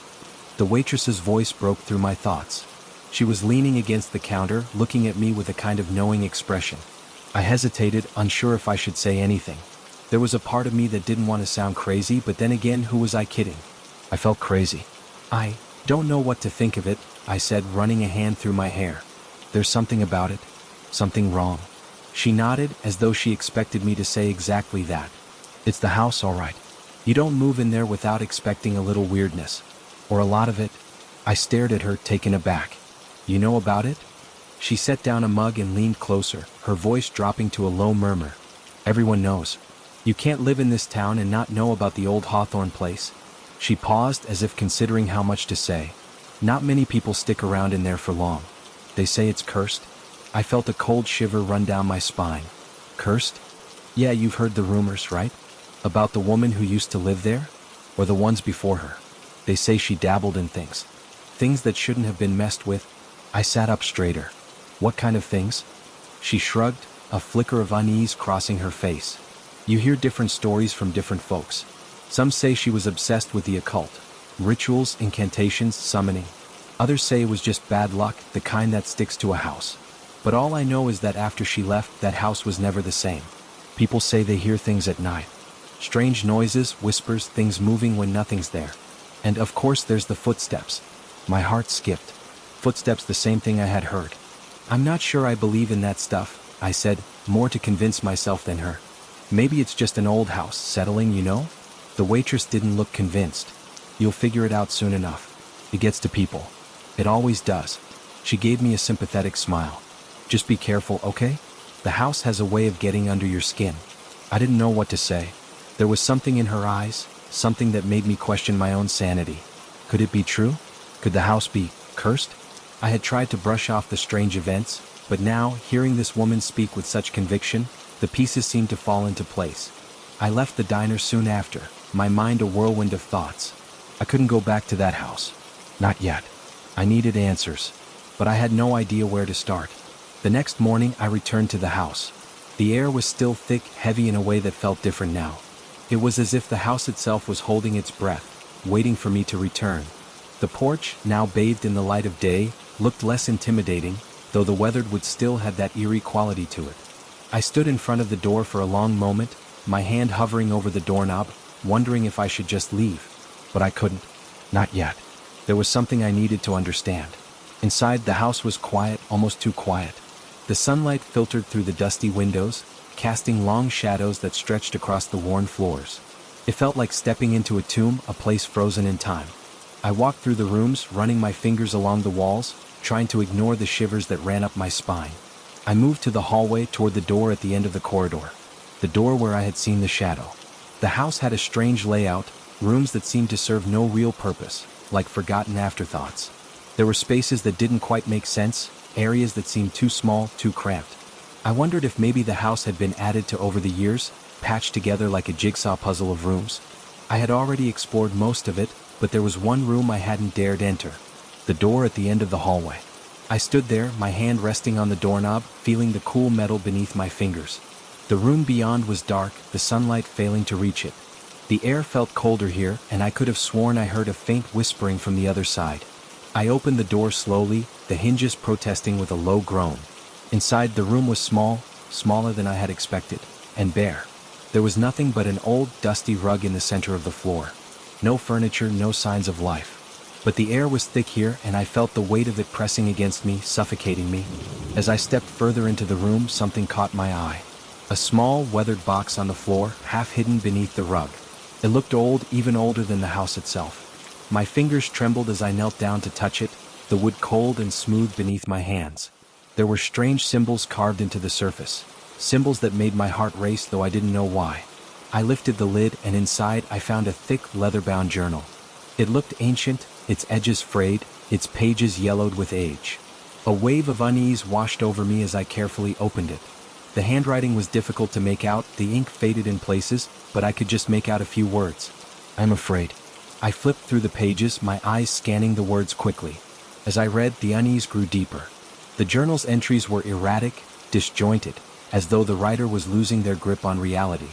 There were mentions of rituals, of prayers to something unnamed, descriptions of strange occurrences, objects moving, whispers in the night, the feeling of being watched. The house is not alone. My breath hitched as I read the final entry, written in a shaky hand. Asterisk, the door has been opened. It cannot be closed again, asterisk. I slammed the journal shut, the words ringing in my mind. The door had been opened, and whatever had come through, whatever had been summoned, was still here. I jumped at the sound of a loud crash downstairs, followed by the unmistakable sound of footsteps. Someone, or something, was in the house with me. My heart pounded in my chest, my mind racing. I didn't wait to see what it was. I grabbed the journal, stuffed it into my jacket, and bolted from the room. The footsteps grew louder, closer. I had no idea what I was running from, but the sheer panic that gripped me told me I didn't need to know. The house was alive, and it was waiting for me to uncover its dark, twisted secrets. But I was starting to realize, some doors once opened cannot be closed again, and I had just opened the biggest one of all. I didn't stop running until I was out of the house, the front door slamming behind me with a sound that echoed like a death knell. My chest burned, my lungs gasping for air as I stumbled down the front steps. I barely registered the pain in my legs, the ache in my arms. The only thing I could focus on was the pounding of my heart and the sharp, terrified pulse in my temples. I didn't look back. I didn't dare.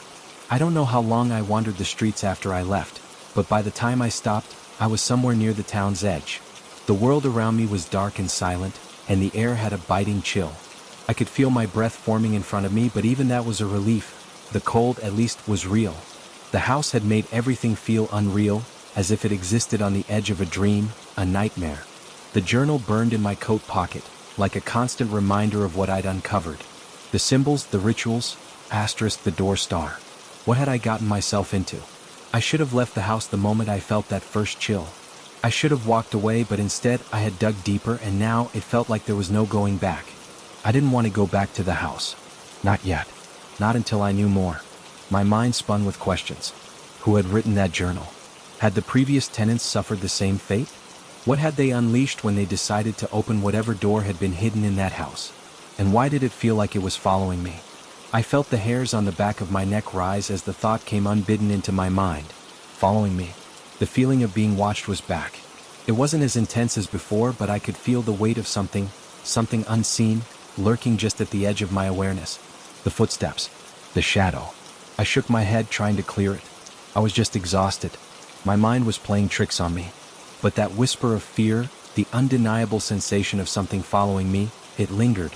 When I finally made my way back to my apartment, the door seemed to close with too much finality behind me. I didn't bother turning on the lights. The darkness felt safer, somehow. The room was cold, the air still thick with an unnatural chill that I couldn't shake. I dropped my keys on the counter, my hands shaking as I dug into my pocket for the journal. As soon as I pulled it out, the temperature in the room seemed to drop even further. I stared at the journal for a long time, my fingers hovering over the cover. I knew I shouldn't open it again, not after what had happened before, but I couldn't resist. I needed to know. I opened it carefully, scanning the pages once more. The ink had begun to fade in some places, and I had to hold it close to the light to make out the words. The more I read, the more I could feel my pulse quickening, a knot forming in the pit of my stomach. The writer, whoever they were, had started to panic as they realized the full extent of what they'd done. Their handwriting had become erratic, frantic. Asterisk, it's here. Is watching me, an asterisk. Asterisk, I can't sleep. The walls are breathing, asterisk. Asterisk, I feel it in the air, in the shadows. It's always there now. Always, asterisk. I turned to the next page. Asterisk, I've tried everything. Lock the doors, close the windows, but it doesn't matter. It's inside. It's everywhere. I can hear it in the walls, in the floorboards, in my own mind. I'm going mad. I can feel it taking me. It's like a part of me now, asterisk. Asterisk, the door is open. The door can't be closed. It's too late, asterisk. I slammed the journal shut, my breath coming in short gasps. My hands were trembling violently now, my fingers slick with cold sweat. The words on the page were burned into my mind, an imprint of a soul unraveling under the weight of something unspeakable. I didn't know who had lived in that house before me, but I knew now that they hadn't left. Not really. I wasn't sure how long I sat there, clutching the journal to my chest, but the sound of a door creaking open jolted me from my thoughts. At first, I thought it was just my mind playing tricks again. The house was old and it groaned in strange ways. Maybe the wind had caused it. But then I heard the footsteps. Heavy, slow, deliberate. They were coming from the hallway. I stood, my legs unsteady, my mind racing as I crept toward the door of the living room. The hallway outside was dark and I could barely make out the shapes of the furniture against the walls. But there was something in the corner of my vision. A shift in the shadows. I felt the air grow colder again, a chill so biting that it stole the warmth from my skin. I knew with a sick certainty that whatever had been in the house before, whatever had left its mark, was in my apartment now. I couldn't breathe. The footsteps grew louder, closer, echoing down the hallway. I couldn't move. I couldn't even think. Then the door to my bedroom creaked open, and I saw it. The shadow. It was darker than the darkness around it. It wasn't a trick of the light. It was there, standing in the doorway. The air felt thick, like it was closing in on me, suffocating me. The shadow was tall, towering, and it didn't have a shape, not really. It was just a void, a hole in the air, dark and silent. I could feel it watching me. It stepped forward. I wanted to scream. I wanted to run. But my body wouldn't obey. I was rooted to the spot, my feet frozen to the floor. The shadow reached out toward me, slow and deliberate, like it had all the time in the world. I could hear it now, a faint whisper, like the rustling of dry leaves in the wind. The sound filled my ears, drowning everything else out. Come closer. The voice was quiet, barely a whisper, but it was there. It was in my head. I couldn't take it anymore. I snapped out of my trance, stumbling backward, my heart racing. My body was shaking uncontrollably, and my breath was ragged, uneven. I turned to run, but as I reached for the door, the shadow lunged at me, its cold grip closing around my wrist. I screamed, my entire body seizing with terror, and I ripped myself free, stumbling out into the hallway. I didn't look back. I didn't have to. I could feel it, like a weight on my shoulders, like something was right behind me, breathing down my neck. The front door was wide open, and I didn't hesitate. I didn't think. I just ran. I ran out into the night, not stopping until I was far away from the apartment, the house, the shadow. I couldn't go back. I couldn't face it. I didn't know what had happened to the previous tenants, but I was starting to understand. The house had followed them. Whatever they had unleashed, it didn't stay in the walls of the house. It didn't stay in the shadows. It spread like a sickness, creeping into everything it touched. And now it was following me. There was no escaping it. And the worst part? I wasn't sure if I could ever escape it. I had opened the door, and I couldn't close it. I couldn't sleep. Not that night. Not the next night. Not any night after that. The shadow lingered in the corners of my mind, in every creak of the floorboards, in the rustle of the wind through the trees. It was there in the silence of my apartment, where I could still hear the faint whispering of things I couldn't see, couldn't understand. At first, I tried to convince myself I was just imagining things, that the terror I had felt wasn't real, that it was all some fevered, sleepless hallucination brought on by the stress of moving into a new place. But the longer I stayed away from the house, the more I realized I was fooling myself. The shadow had followed me. I couldn't go back to the apartment, not after what happened. But where else could I go? The only place I had left to turn was the library. It was small, old, and smelled like dust and old paper. But it was quiet. It was a sanctuary. It was somewhere I could clear my mind. Or at least I hoped it would be. When I arrived, I sat in the corner of the library, buried in the farthest nook. The quiet here was thick, comforting, almost, but still my nerves were on edge.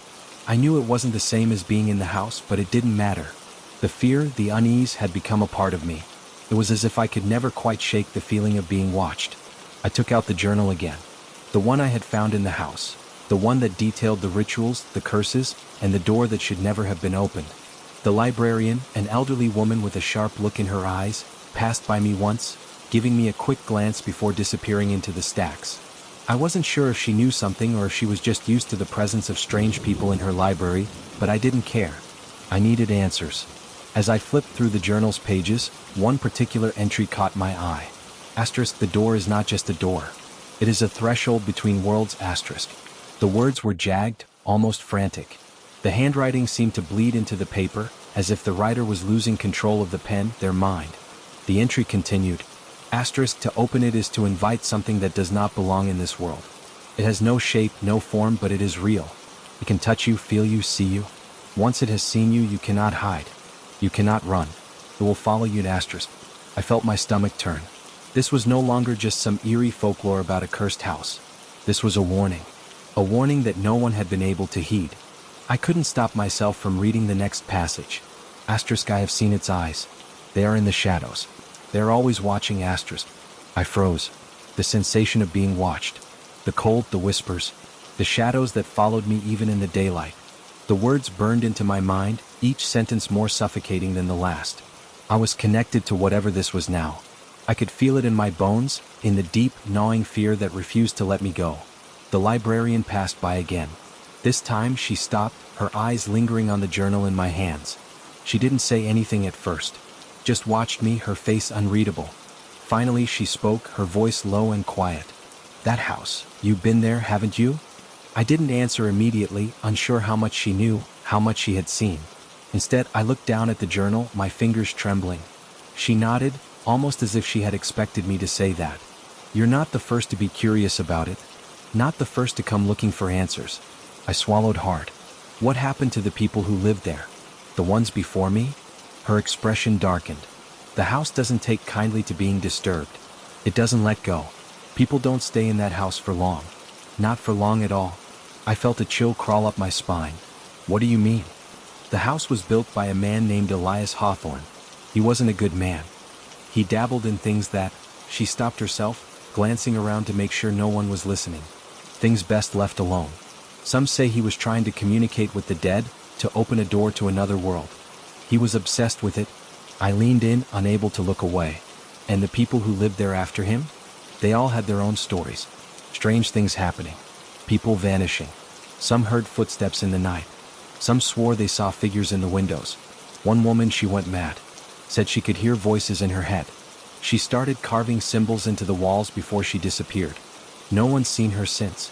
I felt the blood drain from my face. Voices, the same voices I had heard. But I hesitated. Why didn't anyone do anything about it? The librarian shook her head slowly. Some things are too old to fight. Too old to understand. The house, it's not just the house. It's part of something else. Something older. More dangerous. I felt the hairs on the back of my neck rise. This wasn't just superstition. This was real. Is there a way to stop it? To get rid of it? She didn't answer immediately. Her gaze turned distant, as if she were considering something carefully. There are ways, she said finally, but they are dangerous. And no one who's tried has succeeded. I could feel my heart beating faster, a new sense of urgency filling me. What do I have to do? The librarian took a step back, her eyes filled with a sadness I couldn't quite place. The thing that haunts that house is not bound by the same rules as we are. Once it has claimed you, it will never leave. It will never stop following you. The only way to rid yourself of it is to sever the connection, but it's not something you can do alone. I felt a shiver run down my spine as the weight of her words sank in. How do I sever the connection? She shook her head again. I don't know. I wish I could help you. But whatever that thing is, it's beyond anything we understand. It's old. Too old. I felt a pit open in my stomach as the realization hit me. I was trapped. There was no escaping. The shadow was already inside me. The footsteps were getting closer. I left the library without another word, my mind reeling from the conversation. I felt the shadow stretching out behind me, an extension of my own fear, my own guilt. It was following me now. I could feel it like a weight on my shoulders, heavy and cold. I couldn't shake it. And as I walked through the streets, I knew one thing for certain. There was no way out. The days blurred together. The nights, however, felt endless. I couldn't escape the suffocating weight of fear that hung over me like a storm cloud, always on the horizon but never quite breaking. Every sound, every shadow seemed to taunt me, reminding me of what I had uncovered in that house. I had hoped that leaving the library and the town would offer some relief, But no matter where I went, it felt like the shadow was always with me. It wasn't just in my mind anymore. I could feel it in the air, in the spaces between the spaces, the corners of my eyes. A constant, eerie presence. I tried to tell myself it was just paranoia, that I was imagining things. But deep down, I knew better. The house hadn't let me go. It was a part of me now, and I could feel it. The chill, the whispering, the waiting. I found myself standing outside the house again. I don't even know how I got there, how I ended up in front of that cursed building that had consumed my every waking moment for the past few weeks. The house loomed before me, dark and silent. The windows were empty eyes, the door slightly ajar as if inviting me in. I didn't want to go inside. I didn't want to face whatever waited for me in the darkness. But a part of me, no, all of me, knew I had no choice. I had to go back. I pushed the door open, its groan loud in the still night air. The house greeted me with its familiar coldness, its familiar silence. The walls seemed to close in around me as I stepped inside, my breath quick and shallow. The house smelled the same, musty and old, like something that had been forgotten for too long. The air was thick with dust, and yet there was something else in it now. Something foreign. Something cold. The floor creaked beneath my feet, each step a reminder of the house's age and its secrets. I hadn't been back since that night, the night I'd heard the footsteps, felt the shadow press down on me like an invisible weight. But I knew without a doubt that it was still here. I moved deeper into the house, my heart racing with every sound, every creak, every whisper. The hallway stretched out before me, dark and claustrophobic. The walls seemed to close in tighter as I walked, the air growing colder, heavier. And then I heard it. The footsteps. Heavy, slow, unmistakable. I froze, my blood turning to ice. They were coming closer. They were in the house with me, stalking me. The sound was coming from upstairs. Without thinking, I found myself moving toward the staircase. My feet were moving on their own, carrying me forward despite the terror clawing at my throat, begging me to turn around and run. I reached the bottom of the stairs, my pulse pounding in my ears. The steps above me creaked again. Closer now. Closer. The air had grown so cold that my breath formed visible clouds in front of me. I could feel the chill of something ancient, something unnatural. It wasn't just the house settling. This was something else, something far more sinister. I gripped the railing, forcing myself up the stairs. Each step felt like it took an eternity, the sound of the footsteps above me growing louder with every movement. At the top of the stairs, the hallway stretched out in front of me. The shadows were deeper here, darker. The air felt thicker, as though it were pressing down on me, pushing me towards something I didn't want to find. The door to the bedroom was ajar. I hadn't been in that room since I first moved in. The thought of it made my stomach churn. But I knew I had to go in.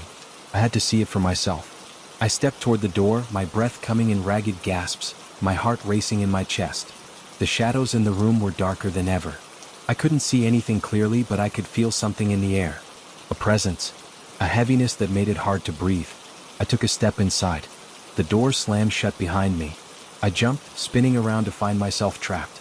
The air seemed to grow even colder, and I could feel the pressure against my chest, like something was pressing in on me from all sides. I could hear the faintest whisper, barely audible at first, but growing louder. Come closer. It was the same voice I had heard in the shadows before. Oh, enticing. Come closer. I wanted to scream. I wanted to run. But my legs wouldn't move. My body was frozen in place, rooted to the floor, paralyzed by the fear that gripped me. I turned back to the room. And then I saw it. The shadow.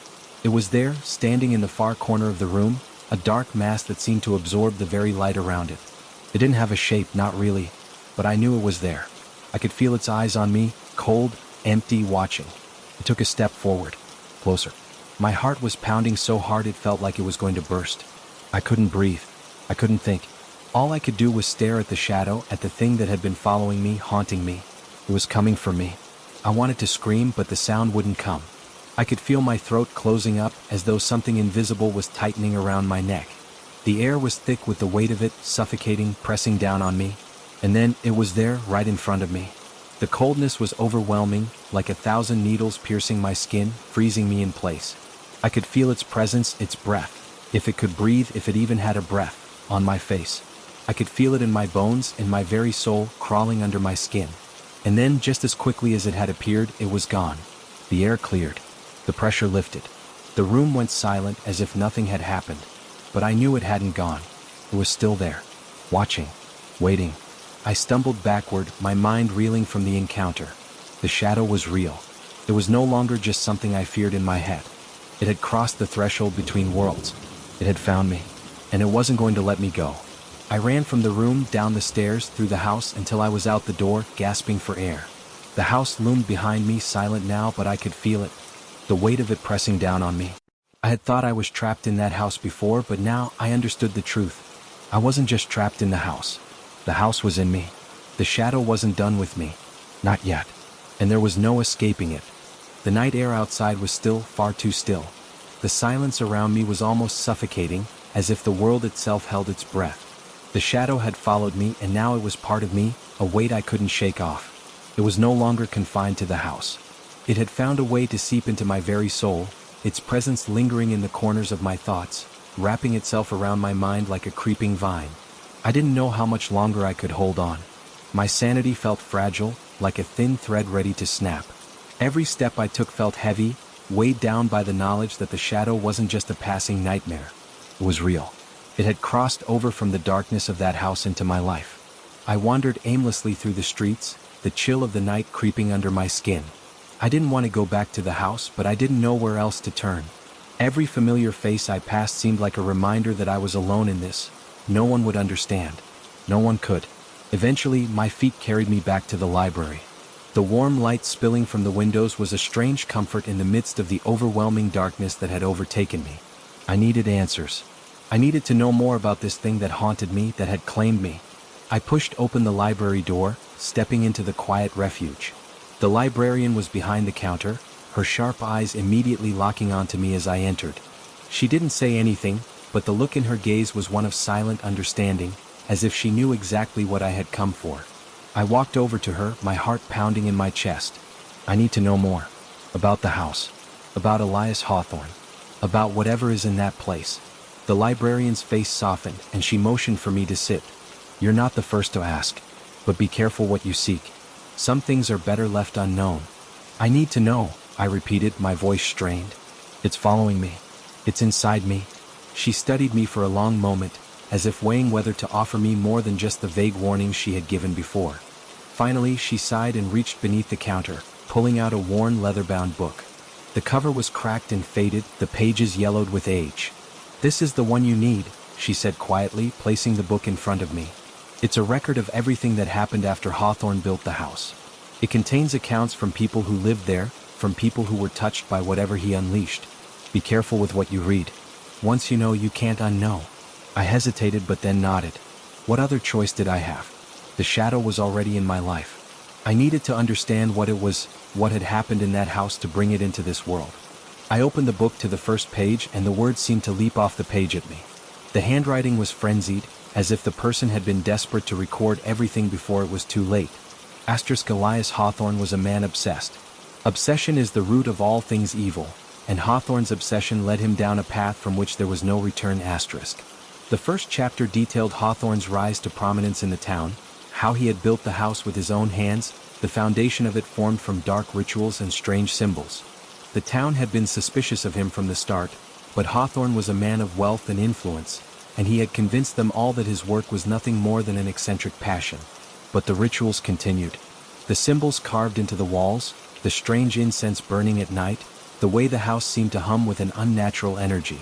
The whispers started soon after. At first they were soft, indistinct, but over time they grew louder, more demanding.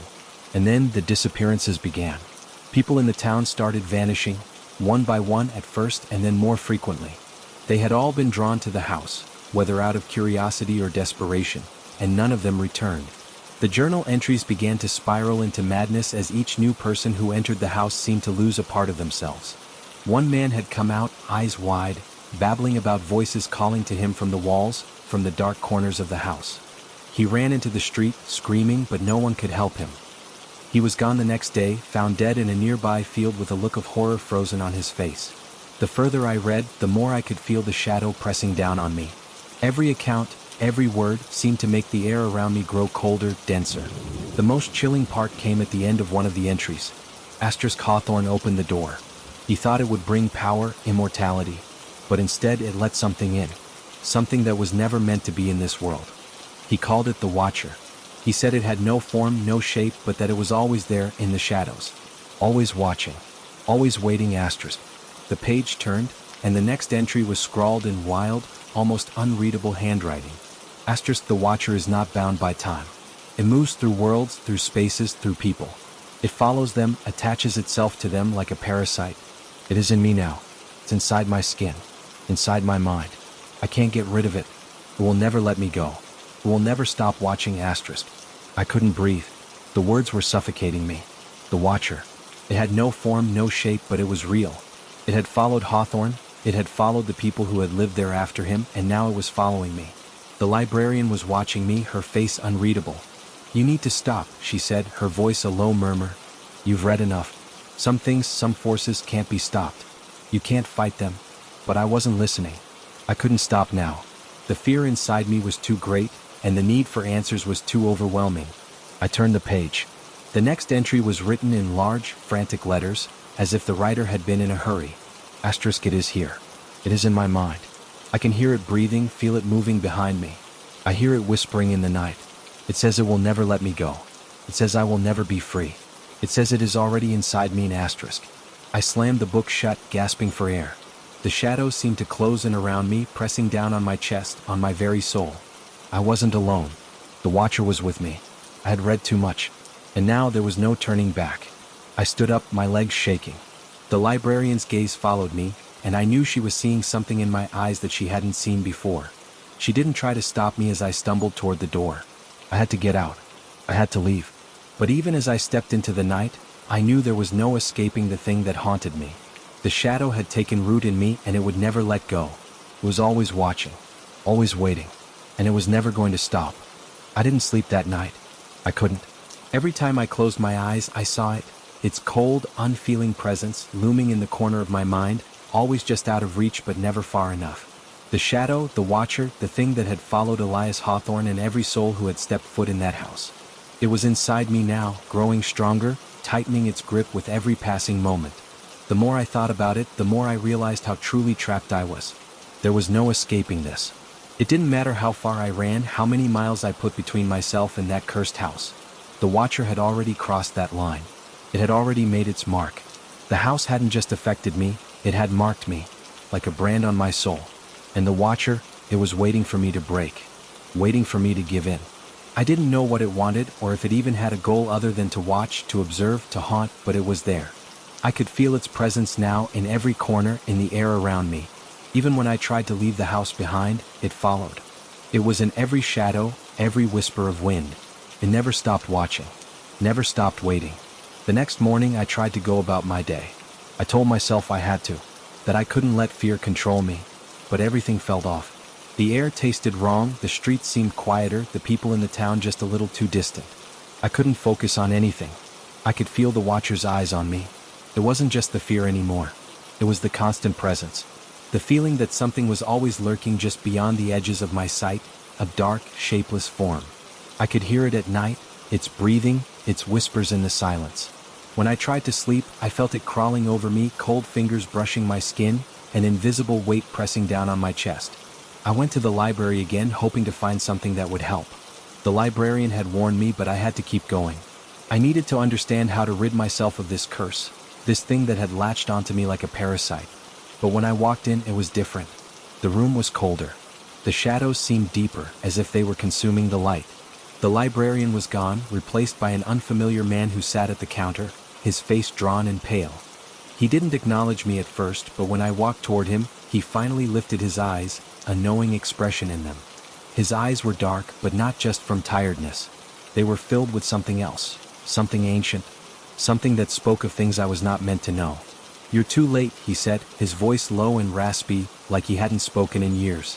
"You've already seen it, haven't you? Felt it?" I didn't need to ask what he was talking about. I nodded. "The watcher. It's inside me. It won't leave me alone." The man's lips curled into something that wasn't quite a smile. "It never does. Once it's in for good. There's no running from it." I felt my stomach drop. "But what can I do? How do I get rid of it? How do I stop it?" He stared at me for a long time, as if weighing whether to answer. Finally he spoke, his voice barely above a whisper. You can't. The watcher is not something you can fight. It's not something that can be killed or banished. It's a part of the house now, a part of the land. And when it latches on to you, you become part of that darkness. There's no escaping it. I felt a cold chill run down my spine. What happens to me then?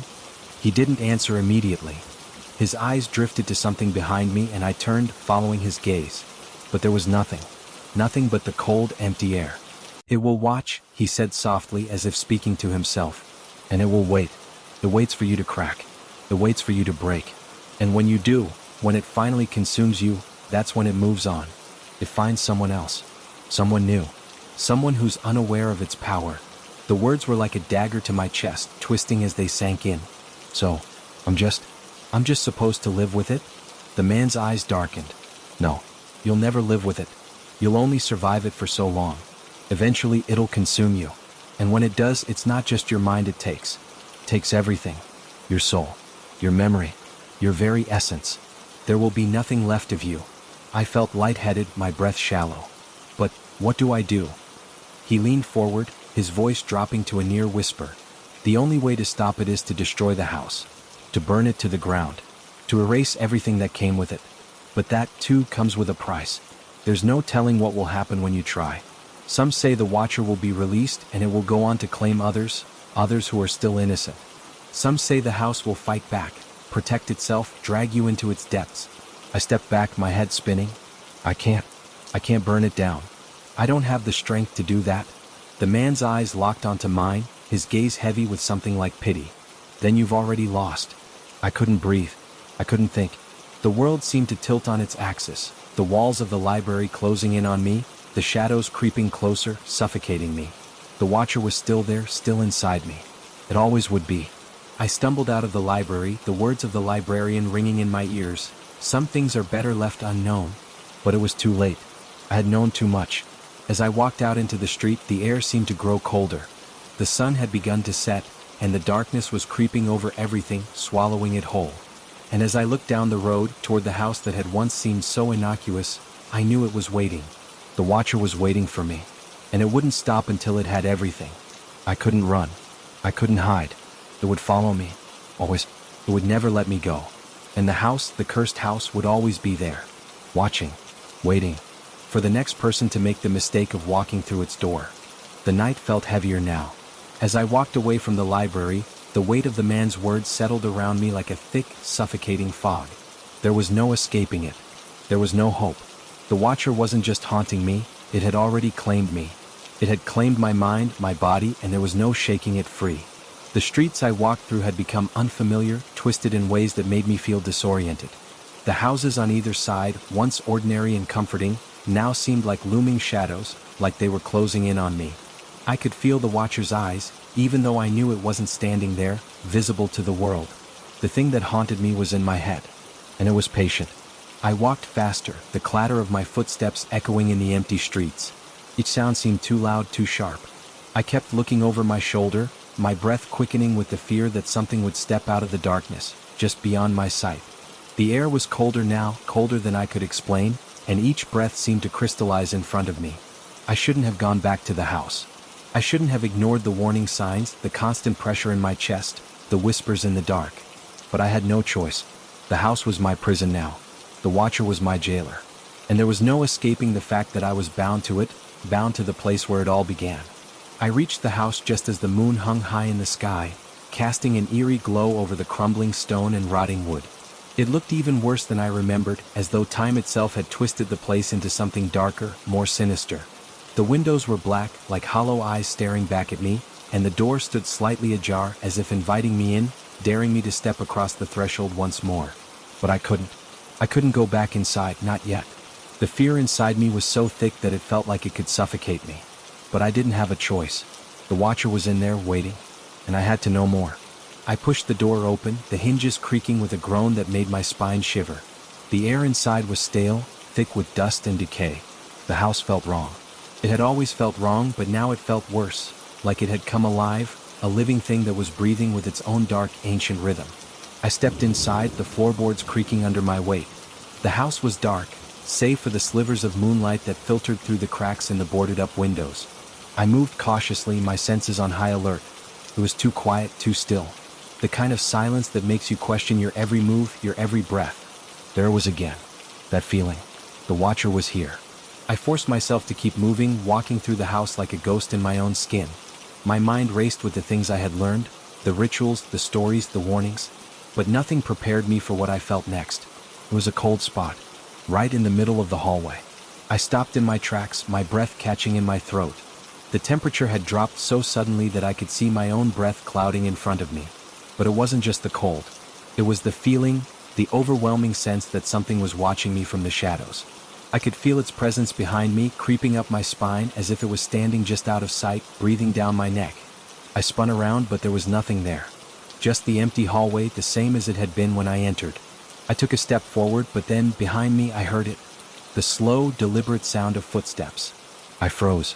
They were too heavy to be my own, too slow to be the wind or the house settling. These footsteps were deliberate, like someone, or something, was walking behind me, waiting for me to turn around. I didn't turn around. I couldn't. The fear was too overwhelming, too suffocating. But I could hear it, feel it, closer, getting closer. I could almost hear its breath, soft but insistent, just behind me. I tried to move forward, but my feet felt glued to the floor. Every step I took felt like wading through thick mud. The weight of the house, of the Watcher, pressed down on me. I could hear the whispers now, faint but growing louder. They were words I couldn't understand, but their tone was unmistakable. It was talking to me. My heart thudded in my chest as I realized I was standing at the foot of the stairs. The shadows at the top of the stairs seemed deeper, darker, as if they were swallowing the light. But there was something else, something I hadn't noticed before. A figure standing at the top of the stairs. It was faint, a silhouette in the dark, but it was unmistakable. A person, or at least, something that had once been a person. Its face was obscured by the shadows, but I could feel its gaze burning into me. The footsteps stopped. The silence stretched out, thick and heavy, like the air before a storm. I wanted to run, to scream, but my body wouldn't move. The figure didn't move either. It just stood there waiting, watching.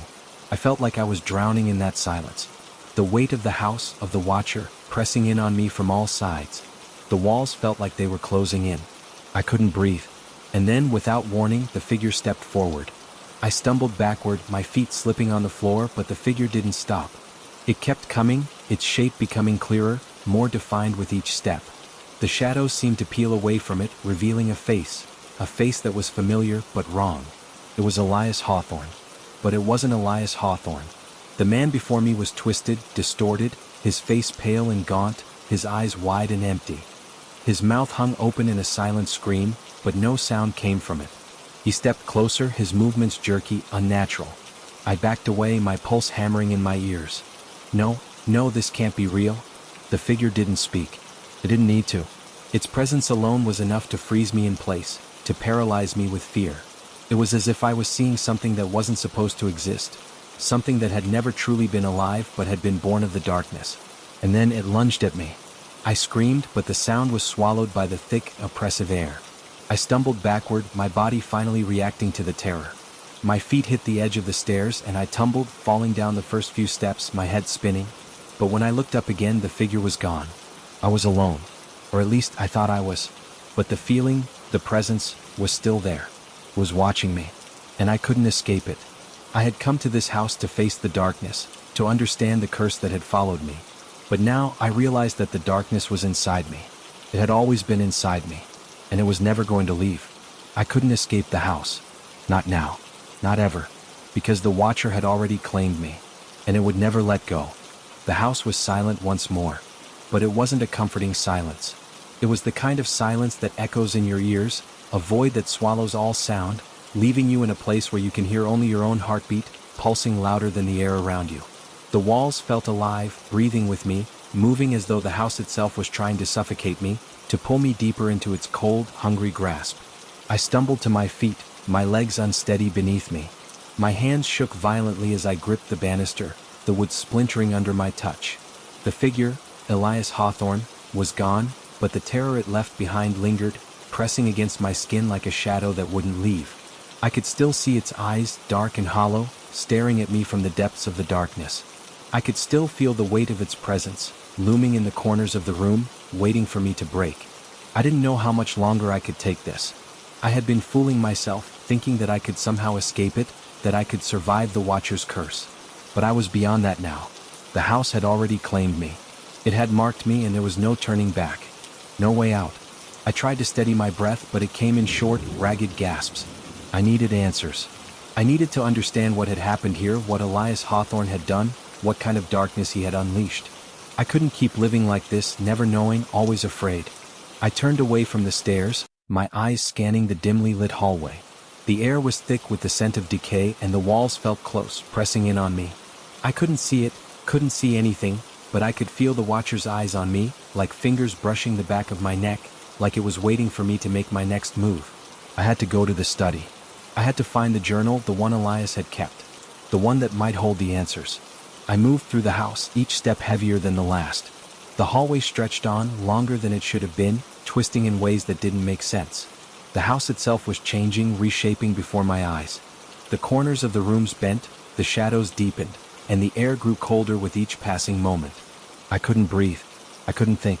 I reached the study. The door was slightly ajar, as though it had been waiting for me to enter. The familiar, oppressive darkness of the room enveloped me as I stepped inside. Dust and cobwebs clung to the furniture, the air stale with the passage of time.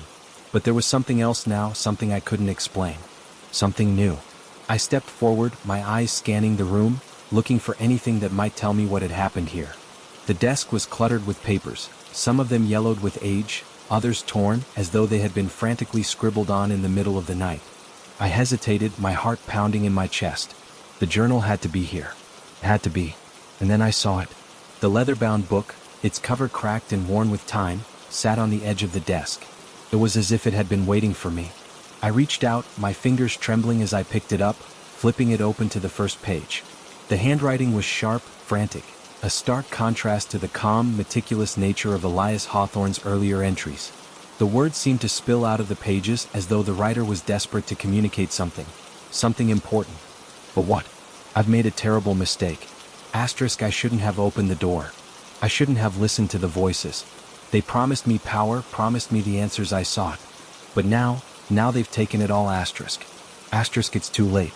They are watching me through the walls, through the floorboards. They know everything. They can hear my thoughts. They know my name. Asterisk.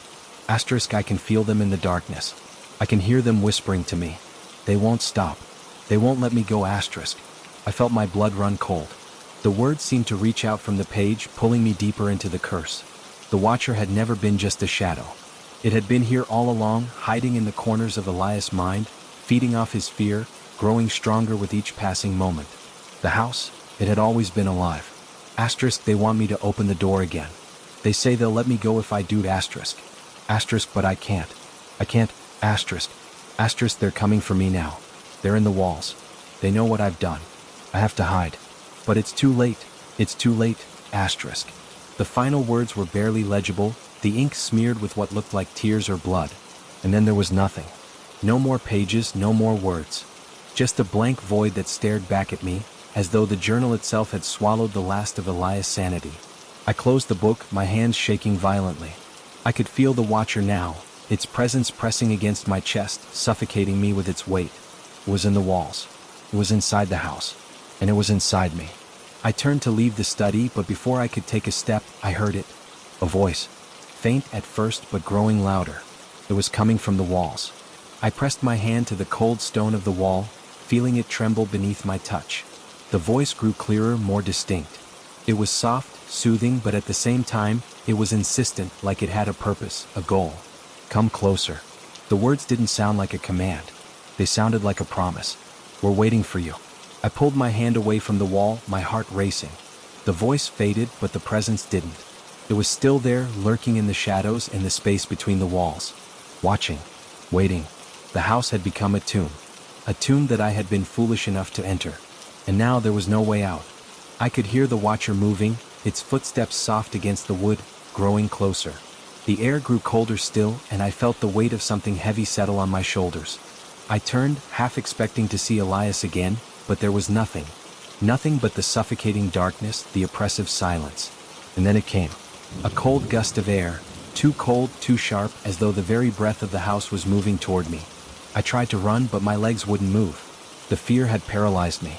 It had a grip on me now, like the Watcher had claimed every part of my being. I felt something press against my chest, a heavy weight that made it hard to breathe. And then, nothing. The world went black. When I woke up, I was no longer in the study.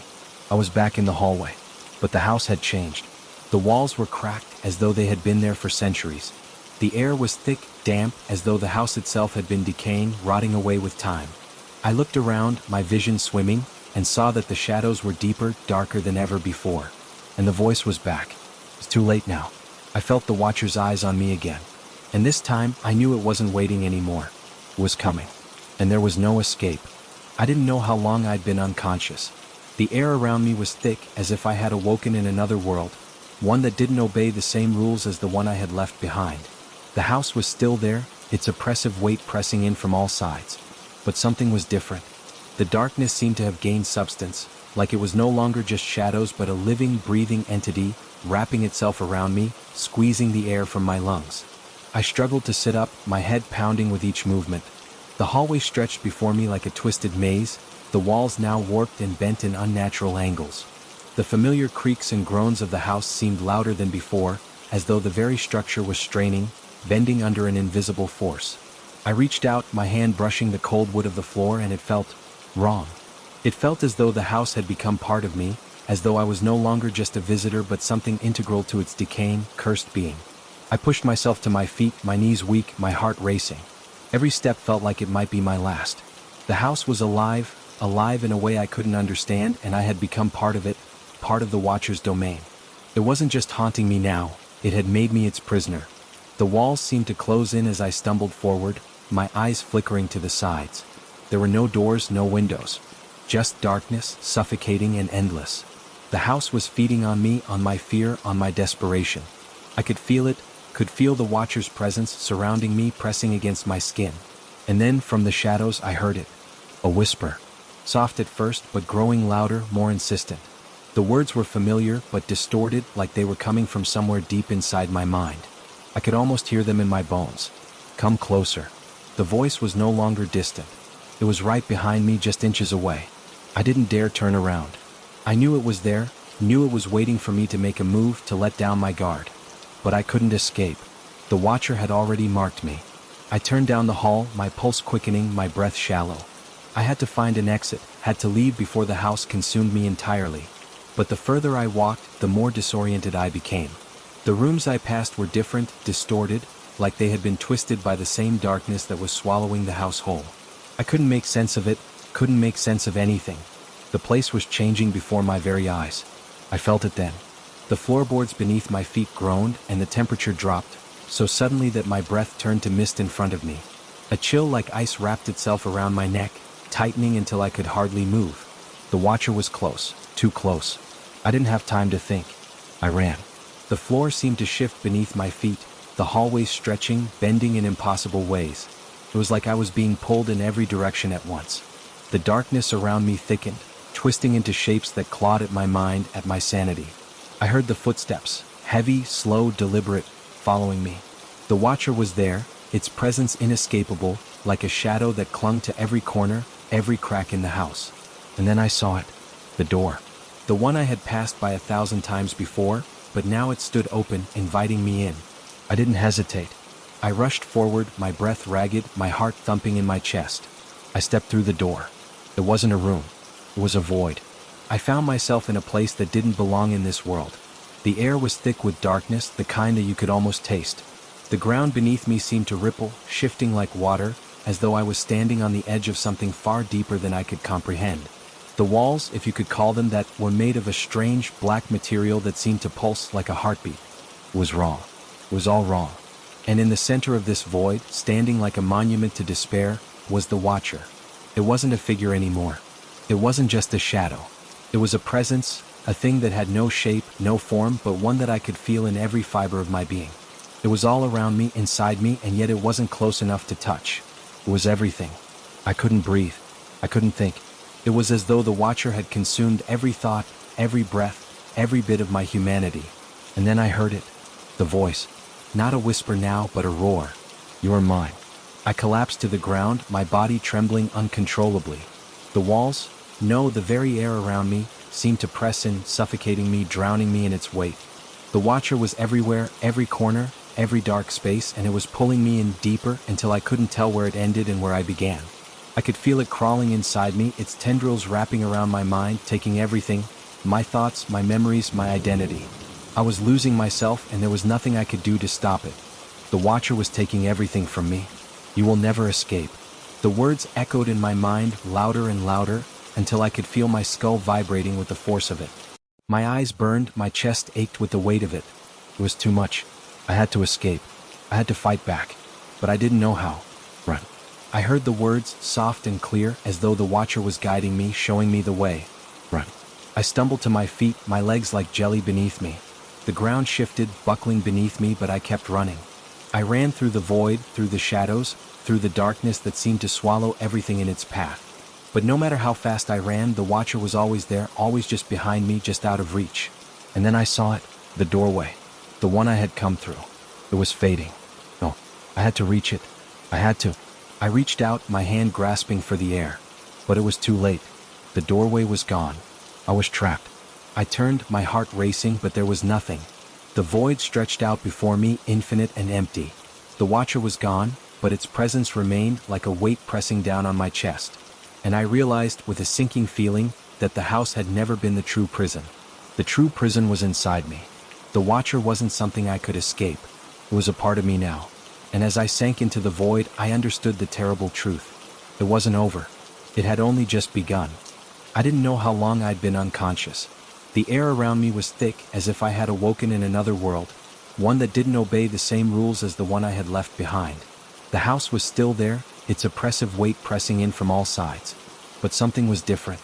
The darkness seemed to have gained substance, like it was no longer just shadows but a living, breathing entity, wrapping itself around me, squeezing the air from my lungs. I struggled to sit up, my head pounding with each movement.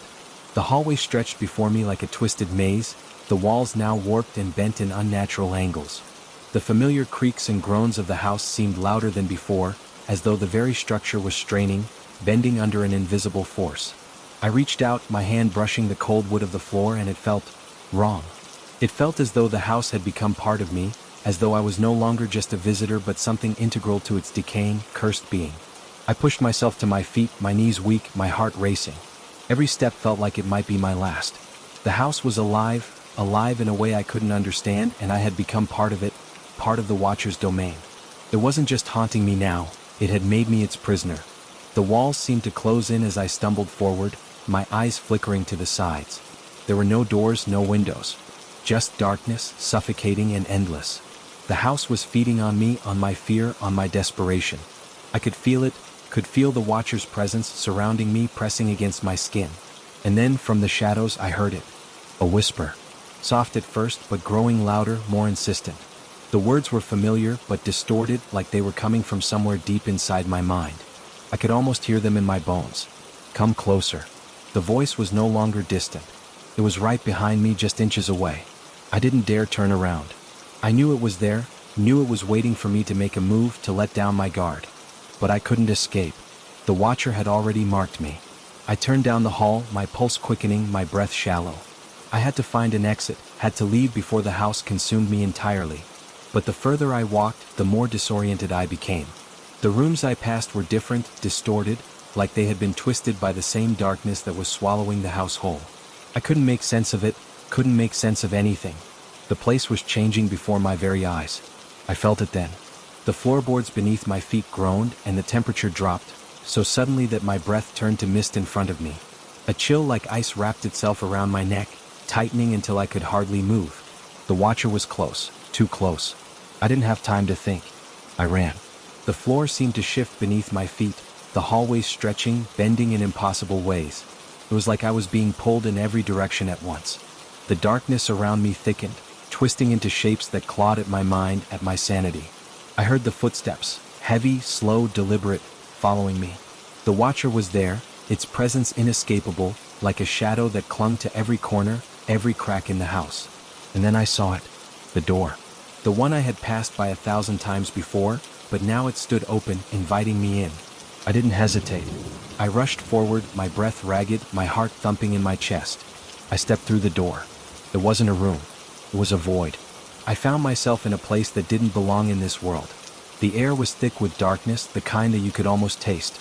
The ground beneath me seemed to ripple, shifting like water, as though I was standing on the edge of something far deeper than I could comprehend. The walls, if you could call them that, were made of a strange, black material that seemed to pulse like a heartbeat. It was wrong. It was all wrong. And in the center of this void, standing like a monument to despair, was the Watcher. It wasn't a figure anymore. It wasn't just a shadow. It was a presence, a thing that had no shape, no form, but one that I could feel in every fiber of my being. It was all around me, inside me, and yet it wasn't close enough to touch. It was everything. I couldn't breathe. I couldn't think. It was as though the Watcher had consumed every thought, every breath, every bit of my humanity. And then I heard it. The voice. Not a whisper now, but a roar. You're mine. I collapsed to the ground, my body trembling uncontrollably.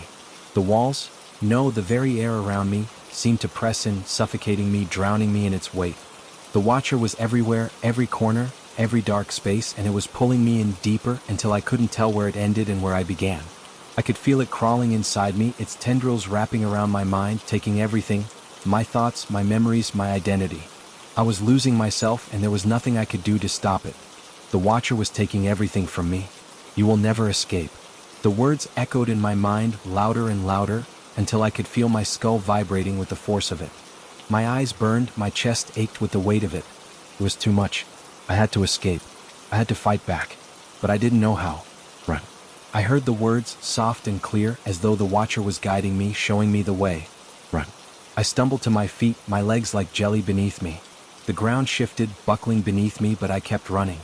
I ran through the void, through the shadows, through the darkness that seemed to swallow everything in its path. But no matter how fast I ran, the Watcher was always there, always just behind me, just out of reach.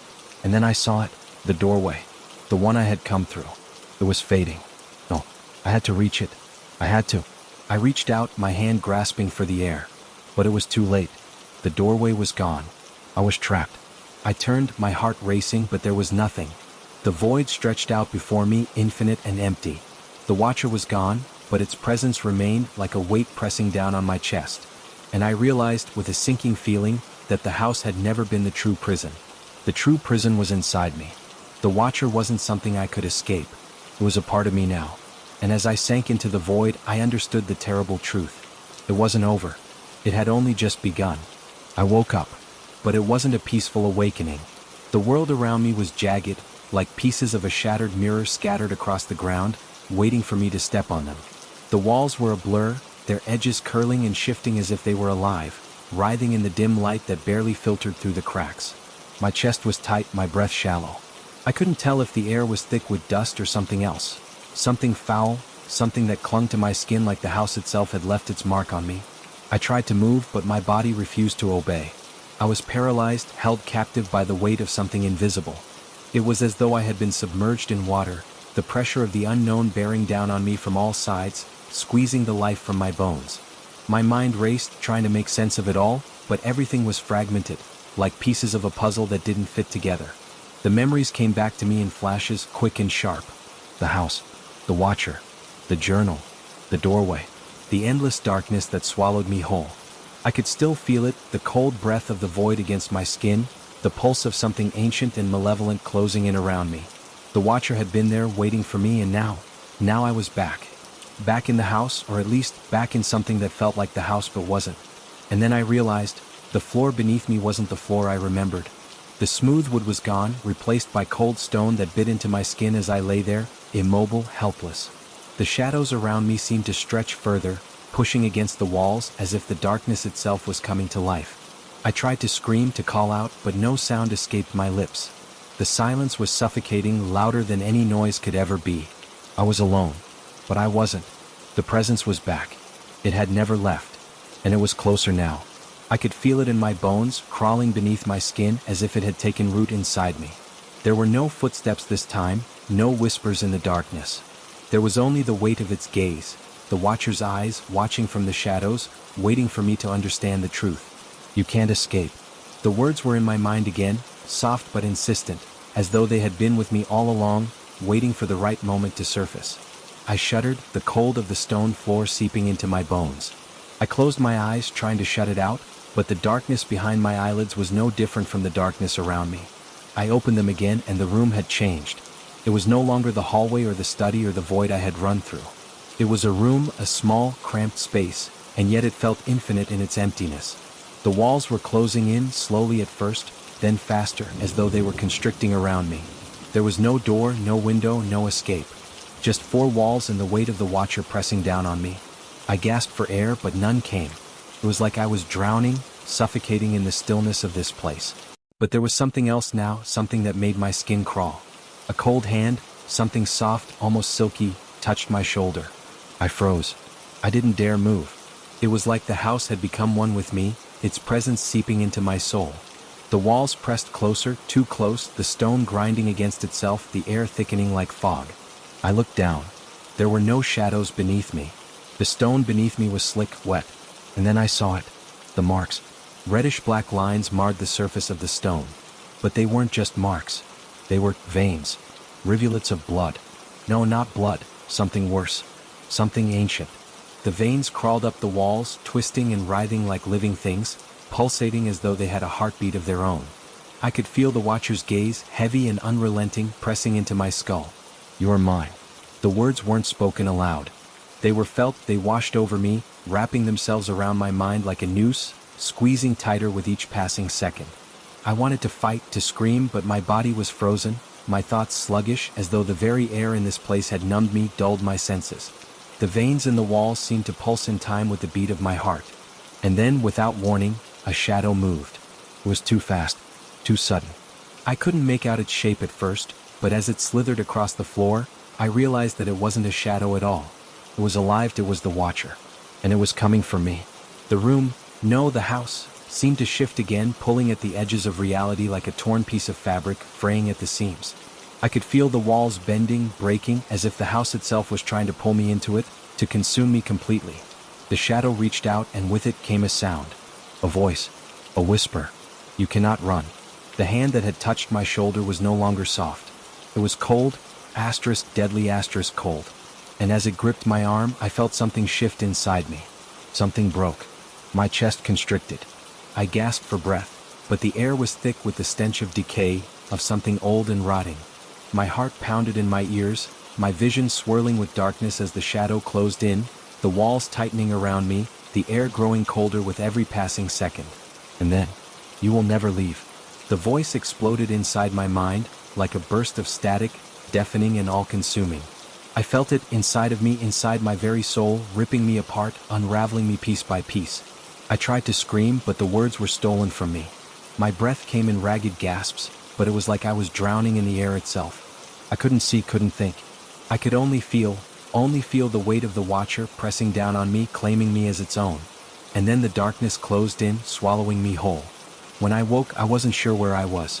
My body ached as though I had been pulled through the very fabric of reality itself, but the silence was different this time. It was deep, almost suffocating, but there was something else now. Something that felt final. I tried to move, but the weight was still there. The pressure. The presence. It was everywhere, inside me, around me.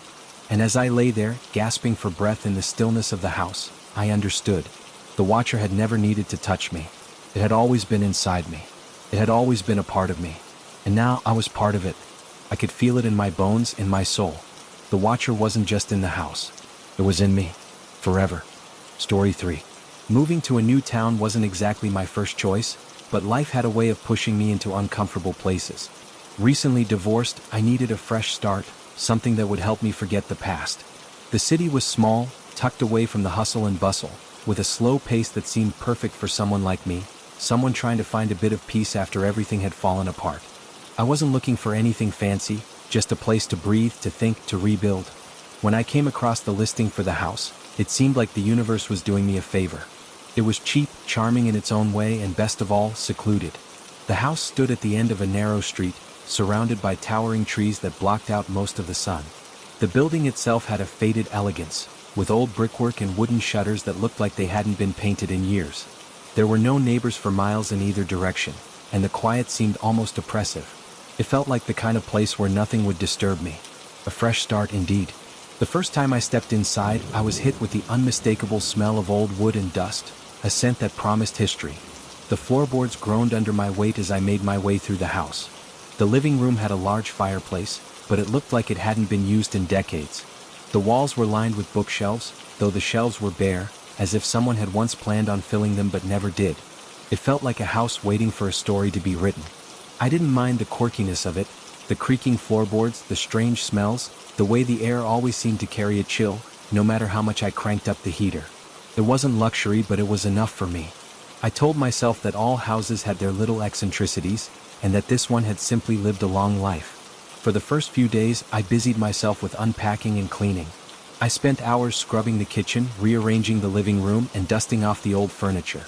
The silence of the house, punctuated only by the occasional creak of the stairs or a door swinging open on its own, was oddly comforting. At night, when I lay in bed, I could hear the wind howling outside and the trees scraping against the windows. But it wasn't unsettling. It was just peaceful, like the house had its own rhythm that I was slowly starting to understand. The first strange thing happened on the third night. I was lying in bed trying to sleep when I heard it, faint at first like a whisper in the walls, then louder as if someone was walking across the floor above me. The sound of heavy footsteps, slow and deliberate, echoing through the silence. I froze, my heart thudding in my chest. It wasn't the wind. It wasn't a pipe. It was footsteps. Someone walking upstairs, in the attic, maybe. I held my breath, straining to listen. The footsteps continued for a moment, then stopped. Then nothing. I told myself it was the house settling. The old beams, the creaking floorboards, these places always made noises. I pulled the covers tighter around me, closed my eyes, and tried to push the thought out of my mind. But sleep didn't come easily that night. Every rustle of the wind, every crack of the walls made me tense. I couldn't shake the feeling that someone, or something, was up there. The next day, I decided to take a walk around the neighborhood. I figured some fresh air would clear my head. The trees that surrounded the house were massive, their gnarled branches twisting in all directions, blocking out the sun. It was a strange, almost suffocating feeling, like the trees were closing in on the house, watching it. I had only made it a few steps down the road when I heard a voice behind me. New to the area? I turned around to see my neighbor, an elderly woman in a cardigan and thick glasses, standing on her porch. She had a sharpness about her, despite her frail appearance. There was something in her eyes, an intensity, maybe even a hint of caution, that made me feel like I was being sized up. "Yeah," I said, forcing a smile. "Just moved in. I'm still getting used to the place." She nodded slowly, her gaze drifting toward my house. "It's an old one, isn't it?" I nodded, half expecting her to launch into a long-winded history of the place, but instead she just stood there, watching me for a long moment as if weighing her words carefully. Finally she spoke again, her voice dropping to a near whisper. "You know, the last people who lived there didn't stay long. They left in a hurry." I raised an eyebrow, trying to hide my growing unease. "What happened to them?" She didn't immediately answer. Instead, she glanced around as though making sure no one was listening, before she took a step closer. "They say the house has a reputation. Odd things happen. Noises, cold spots, things moving on their own." Her voice dropped even lower, and I had to lean in to hear her. "Some people say it's cursed." My stomach churned, but I forced out a laugh. "Cursed? I think it's just the house settling. Old houses are bound to make noise." Mrs. Hanley's face didn't change. She looked at me intently, as though searching for something in my expression. "I don't know about that. But you'll see for yourself, I suppose." I didn't know what to say. Her words hung in the air, thick with something I couldn't quite place. For a moment, it almost felt like she was warning me. But warning me about what? I shook the thought off, nodding politely before I made my way back toward the house. That night, the house felt different. The air was heavier, thick with an oppressive stillness. The footsteps upstairs began again, but this time they were louder. Closer. I could feel them moving across the floor directly above my room. My heart raced as I lay there, frozen, too afraid to move. Then the footsteps stopped, and in the silence that followed, I heard something else. A soft, high-pitched whisper, like a voice that wasn't quite human. "Get out." I bolted upright, gasping for air, my body drenched in sweat. My mind raced, but I couldn't make sense of it. Was it real? Had I imagined it? I glanced around the room, but everything was as it should be. The walls, the furniture, the windows slightly cracked to let in the cold night air. But I knew deep down that something was wrong. Something was waiting, and it wasn't going to let me leave easily. The next day, I decided I needed answers. I couldn't keep ignoring these strange occurrences. I didn't know what I was expecting, but I had to try to find out more. And the only way to do that was to dig into the history of this house. Maybe it was just an old building with some strange quirks, but then again maybe it wasn't. So I started asking around. I spent the next few days speaking to anyone who might know something about the house, though it didn't take long to realize that the residents of the neighborhood were either too polite to say much or too frightened to speak plainly. Most people I asked about the house just gave me an uneasy smile, mumbling something vague about old houses and quirks before quickly changing the subject. But there was one person who seemed to know more than most. I found him one afternoon at a small, cluttered antique store just down the road from the house. His name was George, a retired historian in his late 60s who had lived in the neighborhood his entire life. He was a quiet, gruff man, with thick glasses perched on the end of his nose and a perpetually furrowed brow. When I brought up the house, he looked up sharply, as though I'd said something far more dangerous than just a simple inquiry. "Oh, you're living there?" he asked, his voice low and guarded. I nodded. "Yeah, I've been in the house for a few weeks now. Just wanted to learn more about its history, you know?" He gave a short, dry laugh. "History, huh? That house has plenty of it. But you might not like what you find." His words didn't surprise me. I had already heard the rumors from Mrs. Hanley. But the way he said it sent a chill down my spine. There was something in his voice, something dark and knowing, that made me hesitant to press him further. But I had come this far and I couldn't back out now. "What do you mean?" I asked, leaning in closer. George set down the book he had been flipping through and took a moment to consider me, his eyes narrowing as if trying to judge whether I was ready for the truth. After a long pause, he sighed and spoke, his voice quieter now, as though the words themselves were dangerous. "The house was built in the early 1800s by a man named Samuel Blackwood. He was a man with peculiar interests. People around here always said he had a fascination with the occult, with things that were beyond the realm of the living. Strange rituals, whispers in the night. People began to notice things happening. People began to disappear. After Samuel's death, the house changed hands several times, but each new tenant left in a hurry. Some just vanished without a trace." I leaned forward, absorbing every word. "What kind of rituals? What happened to them?" George hesitated again, glancing around as though checking to make sure no one else was listening. He lowered his voice even further. "There's a journal. It's been passed down for years. A local woman, Abigail Porter, got her hands on it some 30 years ago. She did some research, tried to uncover the truth. But she went mad, babbling about curses and strange lights in the attic. She ran out of her house one night, screaming, and never came back. People say she found something she shouldn't have, something in that journal." My skin prickled at the mention of the journal. A part of me wanted to dismiss it as superstition, but the way George spoke, the fear in his eyes, it felt real. Too real. "And the journal, where is it now?" I asked, my voice barely above a whisper. George leaned back, his eyes distant. "You won't find it in town. It's hidden. Some say it's locked away in the attic of Blackwood's house. But you're better off leaving it alone. The house is, well, it's not just a house. It's a doorway to something. Something that shouldn't be." I felt a wave of unease wash over me, the weight of his words sinking in. But I couldn't turn back now. I had to know more. And the thought of that journal, hidden somewhere in the house, gnawed at me. Maybe it would explain the footsteps, the whispers, the feeling of something watching me. "Where can I find the attic?" I asked, trying to sound more confident than I felt. George's face twisted into a grimace. "Upstairs, of course. But don't say I didn't warn you." Later that night, I returned home with a sense of dread weighing heavily on my chest. The house felt colder than usual, its silence even more oppressive. The air seemed thicker, as if the walls themselves were closing in on me. I had to go to the attic. I had to see the journal for myself. But the thought of it terrified me. After dinner, I climbed the narrow staircase to the second floor. The floorboards creaked beneath my feet as I made my way toward the door at the end of the hall. It was a small door, almost hidden, like it had been forgotten over time. My hand trembled slightly as I reached for the handle, the cold metal sending a jolt of electricity through me. The door creaked open, revealing a steep set of stairs that led upward into darkness. I paused, my heart pounding in my chest. It felt like I was standing on the edge of something deep, ancient, and dangerous. I flicked on the light switch, but nothing happened. The light bulb must have been burnt out. I stood there for a moment, unsure of what to do. But then, as if driven by some unseen force, I took a step forward, my feet carrying me up into the pitch-black attic. With every step, the air grew colder. I pulled my jacket tighter around me, shivering. The stairs creaked under my weight, but there was something else now, something that felt alive. As I reached the top, I saw the faintest outline of a wooden chest, pushed against the far wall. It was old, its surface scratched and battered by years of neglect. I approached it slowly, the hairs on the back of my neck standing on end. My fingers brushed the top of the chest, and a jolt of cold shot through me. I pulled open the lid, revealing a stack of old books and papers.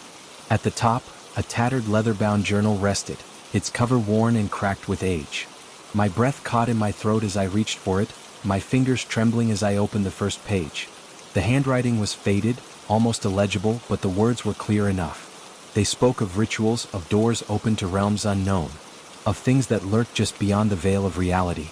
And at the very end of the page there was a single sentence that chilled me to the bone. Asterisk, you have been chosen, and you cannot leave. Asterisk. Suddenly, a sound behind me made me freeze, a soft, slow shuffle of footsteps, just like the ones I had heard before. I turned quickly, but the attic was empty. But I knew deep in my gut that I wasn't alone. And whatever was in that house wasn't going to let me leave without a fight.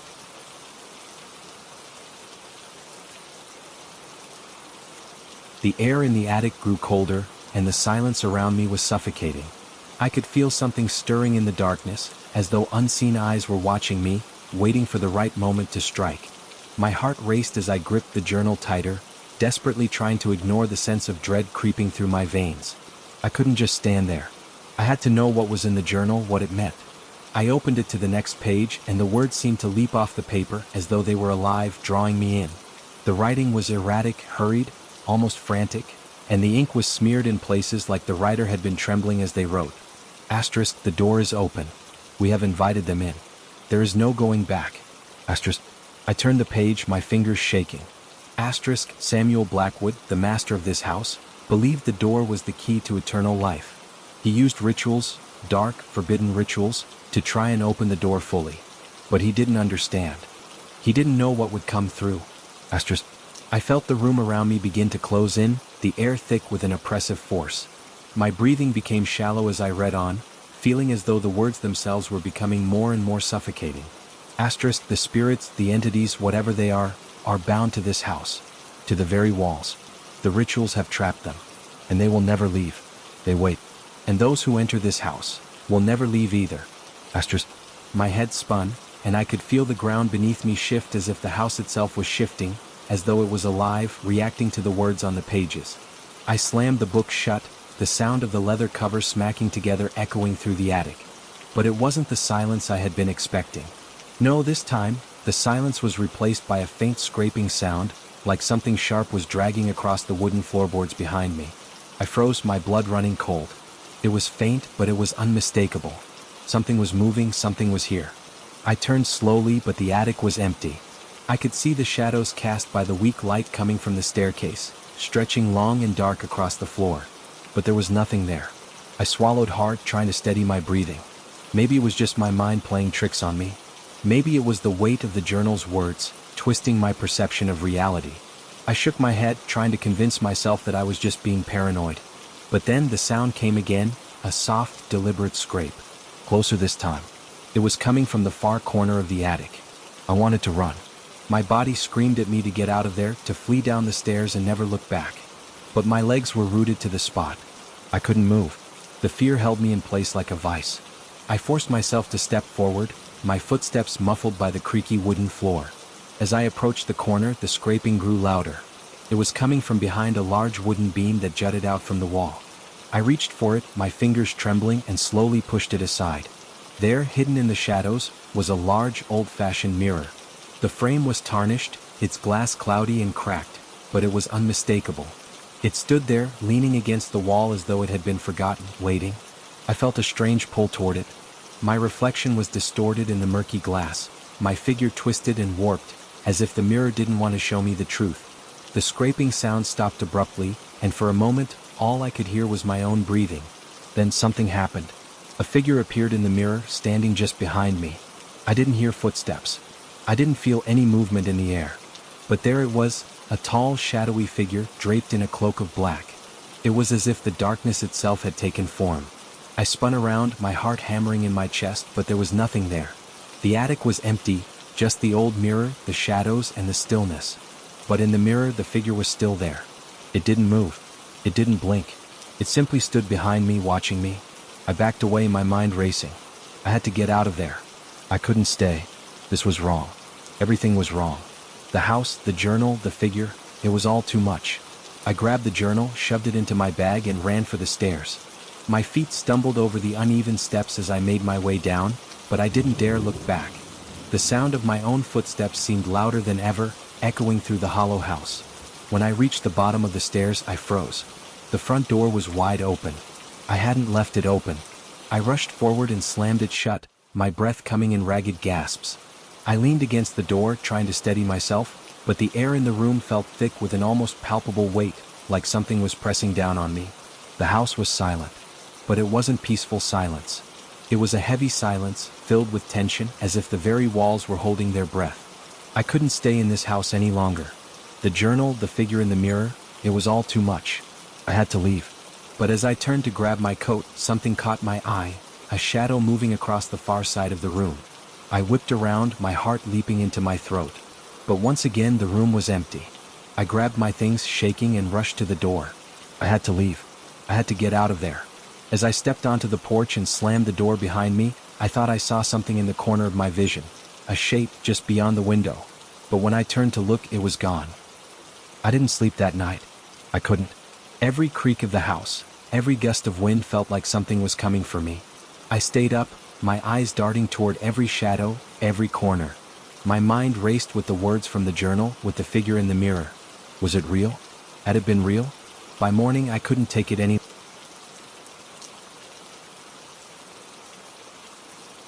I spent the next few days in a state of constant unease. I stayed in a cheap motel on the edge of town, unable to shake the feeling that the house was still there, lurking just on the other side of my thoughts. I couldn't get the image of the figure out of my head, the way it stood so still in the mirror, as though it was waiting for me to make the next move. The journal, too, gnawed at me. What if the answer to what was happening wasn't just hidden in the house, but inside that book? What if I was the one who had invited this into my life, simply by choosing to live there? Every sound, every rustle of wind felt like the house was trying to call me back. At night, I could almost hear it, the creaking of the floorboards, the faint scraping sound from the attic, the whisper of something just beyond my reach. I hadn't told anyone what had happened. Not the police, not even George. What could I say? That I had seen a shadow in a mirror and thought the house was haunted? It sounded insane even to me. So I stayed quiet, keeping everything to myself, locked away in my mind. But the longer I stayed away, the more the house pulled at me. It was like I couldn't escape it, like it had become a part of me. And then, 4 days later, I found myself standing in front of it again. I hadn't planned to return. I hadn't even really decided that I was going to go back. But there I was, standing on the same worn porch, staring at the same crooked windows, the same chipped door. It seemed different now, darker, almost as though the house itself had grown stronger while I'd been gone. The weight of it, the heaviness in the air, it pressed against me, suffocating. I reached out, my hand shaking as I gripped the door handle. But I didn't turn it. Not yet. I took a step back, breathing in the cold air, my mind racing. What if I was making a mistake? What if I was just walking into a trap, a pit from which I wouldn't be able to escape? But there was something I had to know. Something I couldn't shake. I had to go back upstairs. To the attic. I needed to see if the mirror was still there. I needed to know if the figure would appear again, if the house was truly alive as George had suggested. Taking a deep breath, I pushed the door open, the familiar creak echoing in the silence. The house felt colder inside than it had before, and the stillness was almost oppressive. But I pressed on, heading for the stairs without a second thought. The second I stepped onto the staircase, the house seemed to react, a low groan from the wood beneath my feet as though it was waking up, coming to life. I didn't look back though. I couldn't. I had to go up. I had to face whatever was in that attic. I climbed the stairs slowly, each step louder than the last, as if the house was counting my every move. The closer I got to the top, the more I felt it, the pressure, the presence. Something was waiting. Something had been waiting. At the top of the stairs, I hesitated. The door to the attic was still closed, but the air felt heavier here, more charged. I reached for the handle, my heart racing, and opened it slowly. The attic was the same. Or at least, it seemed the same at first glance. The old chest was still there, the dusty air heavy with the scent of age. The wooden beams groaned faintly as the house settled. But there was something else, something I couldn't place. I moved toward the chest, but my eyes were drawn to the corner where the mirror had been. The shadows were deeper now, almost swallowing the edges of the room, and as I looked closer, I saw something that made my blood run cold. The mirror was gone. I turned quickly, panic rising in my chest. I was certain I had left it right there, leaning against the wall. But now there was nothing. Just an empty corner. And that was when I heard it. A soft shuffle of footsteps. Not from behind me. Not from the attic itself. They were coming from downstairs. I froze, my blood running cold. The footsteps were slow, deliberate, like someone, or something, was taking its time. I didn't dare move, didn't dare breathe. Then I heard the voice. Faint at first, but growing clearer. Come back to me. It was a whisper, a voice that seemed to echo from everywhere and nowhere all at once. The tone was soothing, almost affectionate, but there was something wrong about it. Something that made every instinct in my body scream to get out. But I couldn't. I couldn't leave. The house had drawn me back, and now I was caught, trapped in its web. The footsteps grew louder, closer. And then, as if from nowhere, a cold gust of wind swept through the attic, carrying with it the unmistakable smell of damp earth and decay. My throat tightened, and I instinctively stepped back, my mind racing. Something was coming. Something that had been waiting for me. I spun toward the staircase, but the door at the top of the stairs slammed shut with a deafening crash, trapping me upstairs. The air felt thick and oppressive now, as though the walls themselves were closing in on me. I rushed to the window, trying to force it open, but it wouldn't budge. My breath came in short gasps as panic flooded my chest. And then I saw it. In the reflection of the dirty, cracked window glass, the figure appeared again, tall, draped in shadow, its features obscured by darkness. But this time it was moving. It was walking toward me. The door to the attic creaked open. I turned, but the room was empty. My heart pounded in my chest as I backed away, my legs shaking. But before I could move, I felt something cold touch my neck, like icy fingers trailing down my skin. I gasped, my skin crawling, but when I whirled around, there was nothing there. Except for the whisper again, louder now, filling the room. Come back to me. I stumbled backward, my hands frantically searching for something, anything, to hold on to. But the room around me was spinning, the walls warping in and out of focus. The door to the attic swung open again, and this time I didn't hesitate. I bolted for it, my heart hammering in my chest. The house groaned around me as I raced down the stairs, and behind me I could hear it. The footsteps. The voice. And I knew without a doubt that whatever had been waiting for me in that house wasn't finished yet. It had no intention of letting me leave. Not now. Not ever. The moment I reached the bottom of the stairs, I didn't stop. My legs burned, my chest heaved with every panicked breath, but I didn't dare slow down. The house felt alive, the floorboards beneath my feet groaning like a living creature, and the air was thick with an unseen presence that seemed to draw closer with every step I took. I reached the front door and pulled at the handle. My fingers were slick with sweat, slipping over the cold metal, but it wouldn't budge. The door was locked, and the silence that hung in the air made everything worse, like the house was waiting for me to notice the change. I yanked the door harder, panic rising. No, why wasn't it opening? I was supposed to be free. I had to get out. And then I heard it, the sound of the footsteps, soft at first but unmistakably drawing nearer. I spun around, heart pounding so hard I thought it might burst out of my chest. There was nothing in the hallway. Just the dim light flickering from the dusty chandelier above. But I knew it was here. Come back to me? The voice again. It was louder now, almost soothing in its low, honeyed tones, but it sent a chill so deep into my bones that I couldn't move. It wasn't just a whisper anymore. It was a command. A demand.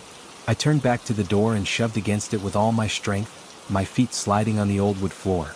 But the door remained locked, its wooden frame immovable. My breath came in short, panicked gasps, and the shadows in the hallway seemed to stretch and writhe around me, as though they were alive, crawling toward me. Why won't you leave? I gasped, my voice shaky, barely above a whisper. But no one answered. The house had gone quiet again. Too quiet. As if it were holding its breath, waiting for me to make the next move. I stepped back, away from the door, my hands trembling. I could feel it then, the pressure, the oppressive weight of the space around me. It was like the house was closing in on me, drawing me into its depths. And then it happened. The mirror. It was back. The reflection of it appeared on the far wall of the hallway, where there had been nothing just moments before. But now the mirror was huge, too big for the space, its dark, cracked surface reflecting the dim light from the chandelier above. The shadows surrounding it seemed to pulse, shifting in unnatural ways as though the glass itself was breathing. I couldn't take my eyes off it. And then, in the reflection, I saw the figure. The same one. But this time it was closer. I could see the details more clearly, its features hidden beneath the hood of its cloak, but I could feel its eyes on me, staring deep into my soul. The voice came again, this time more forceful. "Come back." And then I saw it. A hand, blackened and skeletal, the fingers long and twisted, reached out from the mirror, scraping against the glass. The sound was deafening, like nails on a chalkboard, but it didn't stop. The hand slid across the surface, leaving streaks of something wet behind it, like oil or tar. I stumbled back, falling against the wall. My eyes locked onto the reflection, but my body screamed at me to look away, to run, to leave. But I couldn't.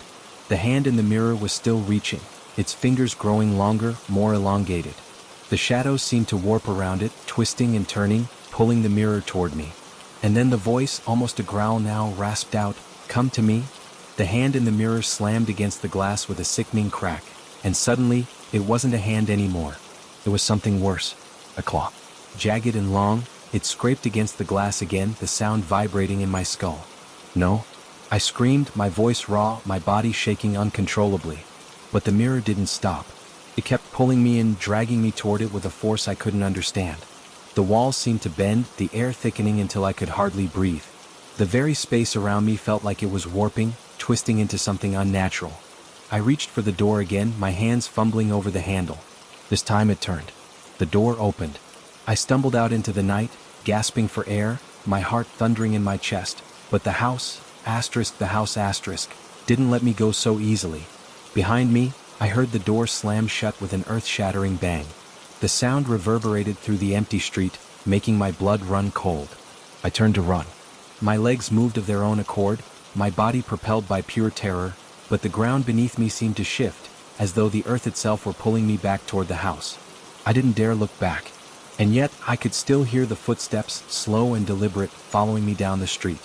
I couldn't stop. I couldn't breathe. The weight of it, the feeling that whatever was in that house was still there, just behind me, was too much to bear. I ran faster. The streets were empty, eerily quiet. The night air was thick, oppressive, and every sound felt amplified, my feet hitting the pavement, my ragged breathing, the distant howl of the wind. But the footsteps were louder. Closer. It was following me. I didn't dare look back. The sound grew louder still until it was right behind me. And then, in an instant, everything stopped. The footsteps. The wind. The city itself seemed to hold its breath. I stopped, frozen in place, my heart racing in my chest, and in that silence I could feel it. The presence. It was right there, standing behind me. I didn't turn. I couldn't. But I knew. I knew it was waiting for me to turn around. To acknowledge it. And when I did finally turn, my body locked in terror, the street was empty. The footsteps were gone. But the house was still there. It loomed behind me in the distance, silent, watching. Waiting. And I knew then what I couldn't deny anymore. It wasn't over. Not by a long shot. The house wasn't just haunted. It was a trap, and I had walked straight into it. And now it was coming for me. I couldn't breathe. The air had turned thick, heavier somehow, as though the entire world had tilted just enough for everything to feel wrong. My skin crawled, prickling with the sensation of unseen eyes on me, as if the house wasn't just a place but a living thing, watching, waiting. I could feel it deep in my gut, the pull of it, the relentless tugging that whispered, "Come back to me." The words were no longer a distant echo. They were a constant hum in my head, reverberating through my skull with each beat of my heart. It was like a song I couldn't escape, a nightmare playing on a loop. I wanted to run. I needed to get away from the house, from whatever had followed me out, but my legs felt like lead, heavy with fear. The street was quiet, too quiet. My breath came in short gasps, ragged and panicked, but no one was around. The city had swallowed up the sound of my footsteps. The shadows seemed to stretch longer than they should, twisting and flickering in ways that felt unnatural. It wasn't just the darkness. It was alive, moving like a thing with a will of its own. I turned, still unable to shake the feeling that something was right behind me. But when I looked, the street was empty, the houses standing silent in the dim light of the street lamps. No footsteps. No presence. No house. I had been running, but I hadn't seen the block in front of me. Somehow, I had ended up in a place I didn't recognize, a narrow alley I was sure had never been there before. I stopped, my heart racing again as the dark, damp air pressed in around me. I was certain I hadn't turned anywhere. I hadn't taken a wrong turn, and yet I stood here. The alley stretched out before me like an endless tunnel, narrowing to a point where the light from the street lamps barely reached. The sensation of being watched intensified. My skin prickled, the hair standing on end. My breath came in shallow bursts, and as I tried to take a step forward, a familiar sound stopped me cold. A soft scraping like nails against metal. I whipped my head around, but there was nothing. No person.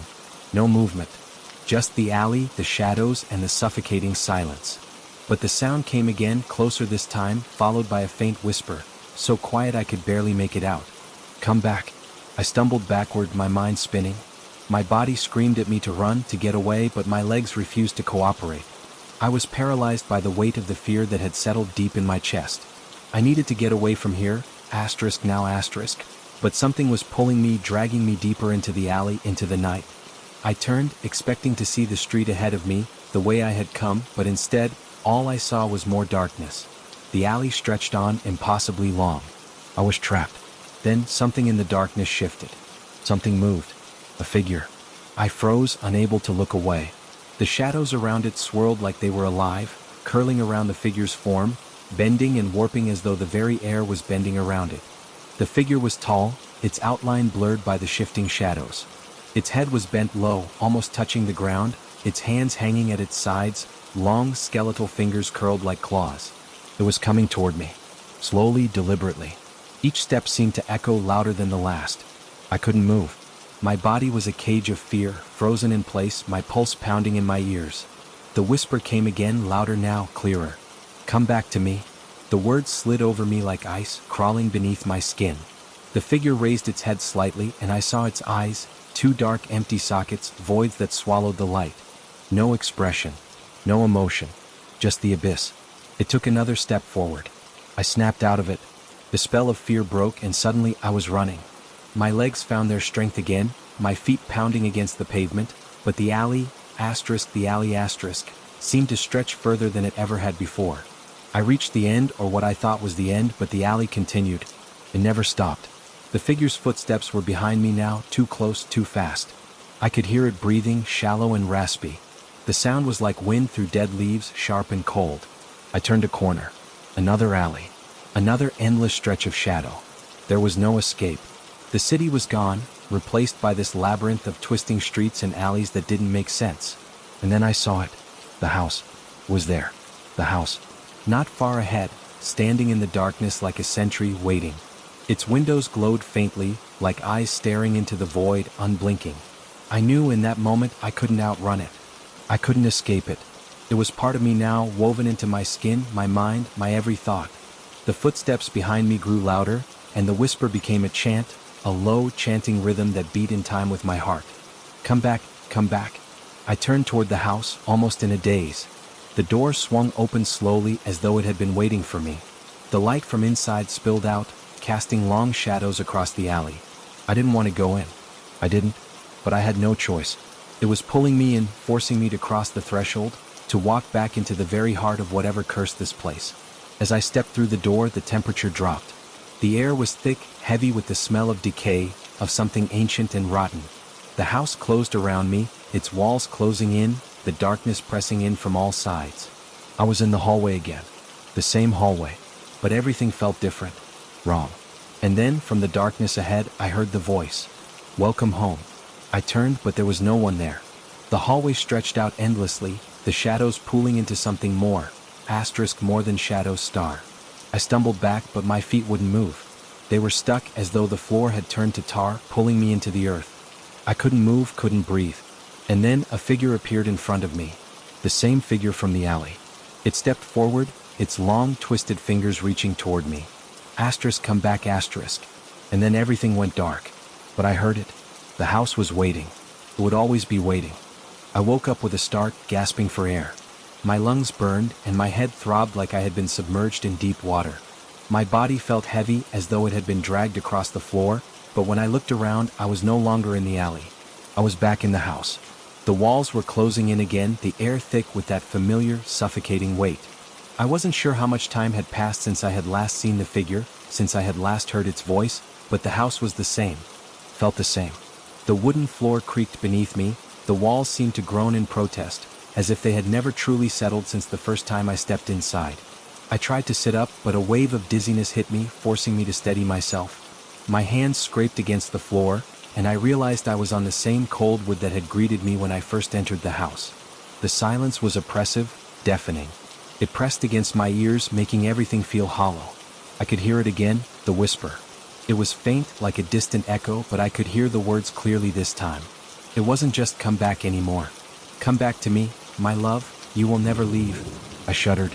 The voice wasn't just chilling, it was intimate, familiar, like it was a part of me, a constant companion I couldn't shake off. It made my skin crawl, every word feeling like a thread pulling me tighter into the house, deeper into the curse that had settled within its walls. I forced myself to my feet, ignoring the dizzying wave of nausea that threatened to bring me back to the ground. The hallway stretched before me, the same as before, but now the shadows were darker, more tangible. They seemed to move, to shift, as if the house itself had a life of its own.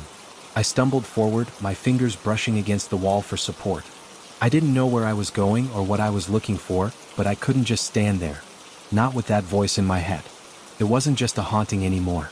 It was possession. I reached the living room.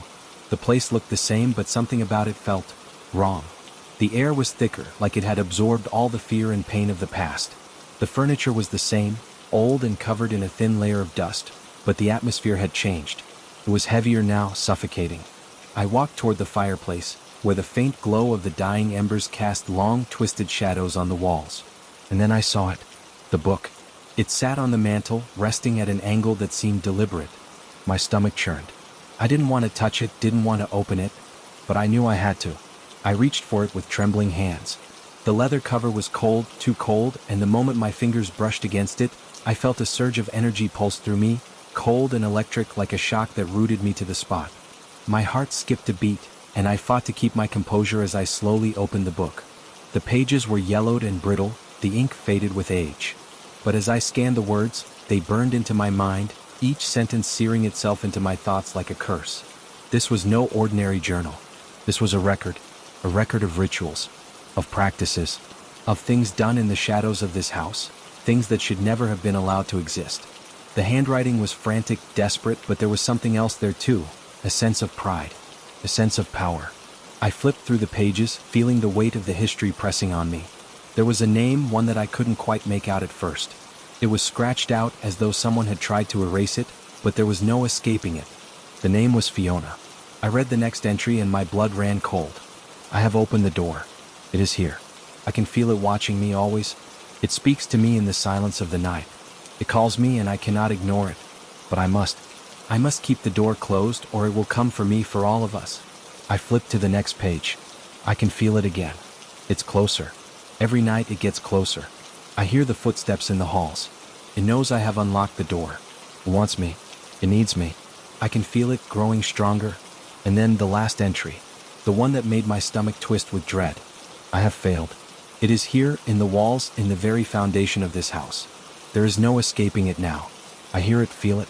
It speaks to me constantly. I will never leave. I will never escape. I dropped the book, my heart pounding in my chest, and I staggered back. The air in the room seemed to thicken, the shadows creeping along the walls, pressing in closer. The temperature dropped sharply, and I could see my breath in front of me, swirling in the cold air. And then I heard it again. The whisper. The voice. It wasn't just in my head anymore. It was here. In the room.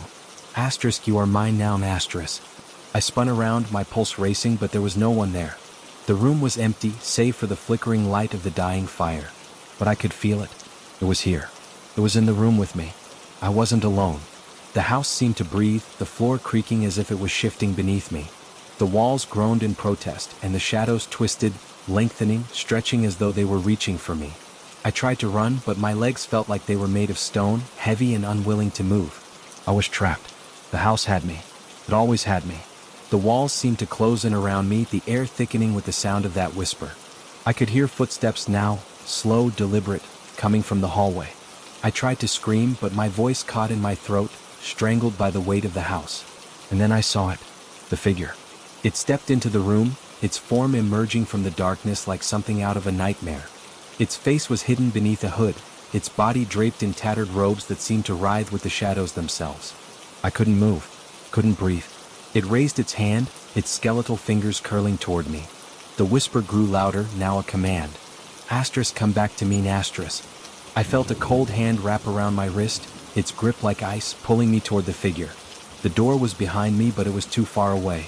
Too far. I was being pulled into the darkness. Into the house. Forever. And this time I knew there was no escaping. I tried to scream again, but the air was sucked from my lungs. My chest ached tight with fear, and every nerve in my body screamed to run, to escape. But my feet were rooted to the floor. The shadows around me seemed to close in like hands, grabbing, pulling, forcing me toward the figure that was now standing just inches from me. It didn't move. Its presence was suffocating, like the very room was bending to its will. The cold air intensified, swirling around me, clinging to my skin, sinking deep into my bones. I could feel the oppressive weight of its gaze, even though its face was hidden beneath the hood, its features obscured by the darkness. Come back. The voice repeated, a slow, hollow whisper that sent a shiver through me. You cannot leave. You belong here now. I tried to pull away, but it was like trying to break free from quicksand. Every movement I made felt sluggish, weak, as though the house itself was weighing me down, holding me in place, suffocating the life from me. Why? I managed to croak, my throat raw, my voice trembling. What do you want from me? The figure tilted its head, the movement unnaturally smooth. There was no answer. Just that cold, heavy silence, like the very air was listening for something, waiting for something. And then it spoke again. You are mine. You have always been mine. The words echoed in my mind, reverberating through my skull, as though they were more than just sound. They were truth. A truth that I couldn't deny, no matter how hard I tried. It was as if the house had always known me, had always been waiting for me. It wasn't just that the house was old. It wasn't just the creaking floors or the whispers in the night. This house had history, a history I was now a part of. I had always been a part of it. I wanted to pull away, to run screaming into the night, but my legs refused to obey, frozen by the weight of that invisible grip. And then it moved closer. The figure reached out a long, skeletal hand. Its fingers, long and curled, grazed my cheek, and I flinched. The touch was cold, colder than anything I had ever felt. It felt like death itself, the chill of something that had never been alive. You are connected to this house. To me, the figure said, its voice now deepening, as if it was both speaking and echoing from the very walls of the house. You cannot escape your fate. I shuddered, my breath coming in ragged gasps. The figure's presence was overwhelming, suffocating. Its breath, or what I thought was breath, was cold, and I could see the darkness in its eyes even beneath the hood. It was like staring into an abyss, a pit so deep and endless that I could feel myself being drawn into it. And then, as if the figure had read my thoughts, it whispered, "You're already here. It's too late." I couldn't breathe. My chest was constricting, my heart pounding in my throat. The fear was too much. I couldn't think. I couldn't move. And then the house shifted. The walls groaned in protest, and the floorboards cracked beneath my feet. The house, the house itself, seemed to be alive, like it was reacting to the figure's presence. The floor tilted beneath me, the ceiling pressing down, the shadows warping and bending around us. I could feel it deep in my bones. The house was breathing, pulsing with an energy I couldn't comprehend. The figure's grip tightened, its long fingers digging into my wrist like claws, pulling me toward the center of the room. And then something changed. The air grew even colder, impossibly cold. I could see my breath fogging in front of me, a thick cloud that seemed to swirl around the figure, around the house. The shadows deepened, pooling into something darker. I was being dragged toward the center of the room, my feet sliding against the wooden floor, my body unable to stop the movement. The room was closing in, the shadows gathering, until all I could see was the figure and the suffocating blackness that surrounded it. And then I heard it. A faint sound, barely a whisper at first, but growing louder, clearer, like a chant rising from the very walls. She is here. She is here. The words echoed, growing louder with each repetition. The house was alive with the sound, vibrating with the chant, a rhythm that thrummed beneath my skin. I could feel it. The house had not just been waiting for me. It had been waiting for someone. The figure turned slightly, as though listening to something in the distance. Its head tilted, and its voice, no longer a whisper, now echoed through the room with a terrible finality. She is here. And then everything stopped. The chant died. The shadows receded. The coldness vanished.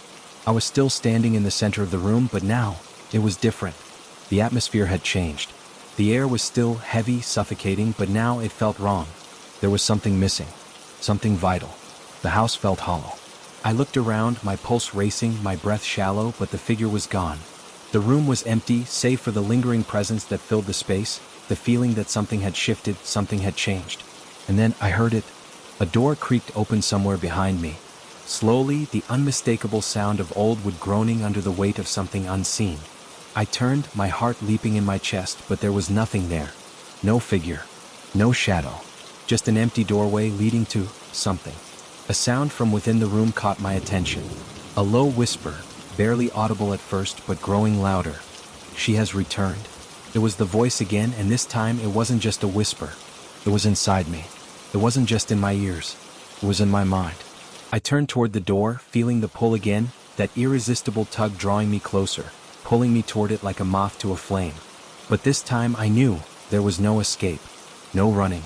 The house had claimed me, and now I had to face whatever it wanted. The door beckoned, and despite everything in me screaming to turn and run, I stepped forward. The house was waiting for me.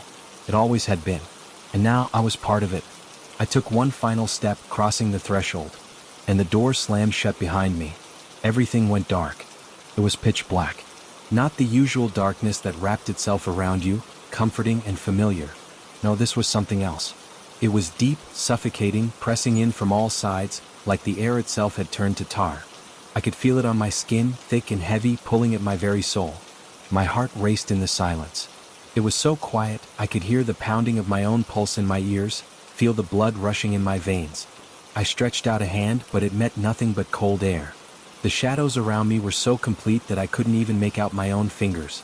I took a step forward, but my feet didn't feel like they were touching the ground. There was no texture underfoot, no carpet, no wood, no stone. It was as though I was floating in a void, suspended in the inky blackness that surrounded me. Every movement felt wrong, like my body was no longer my own. I forced myself to take another step, my breath shallow, quick. I didn't know where I was going. I didn't even know if I was moving. It felt like I was stuck in place, but the sensation of movement, the sensation of walking, of stumbling forward, was undeniable. Then suddenly a light flickered. At first, it was just a tiny pinprick in the distance, barely noticeable, like the faintest star on a pitch-black night. But as I squinted into the void, the light grew slowly until it stretched into a soft, eerie glow, filling the space around me. It wasn't warm. It wasn't inviting. Felt wrong. Like it had no business existing here, in this place where nothing should be. The light was coming from what seemed like a door. A doorway. The edges of it flickered like candlelight, casting long shadows across the ground, but the door itself was wrong. The frame was old, twisted, its wood cracked and weathered in ways that made no sense. It looked like something that had been pulled from another time, a relic from an era that shouldn't have existed in this space.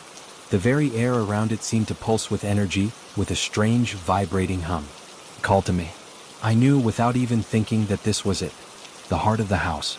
The source of whatever had been pulling me, whatever had been haunting my every step since the moment I had first set foot in this place. I wanted to turn away.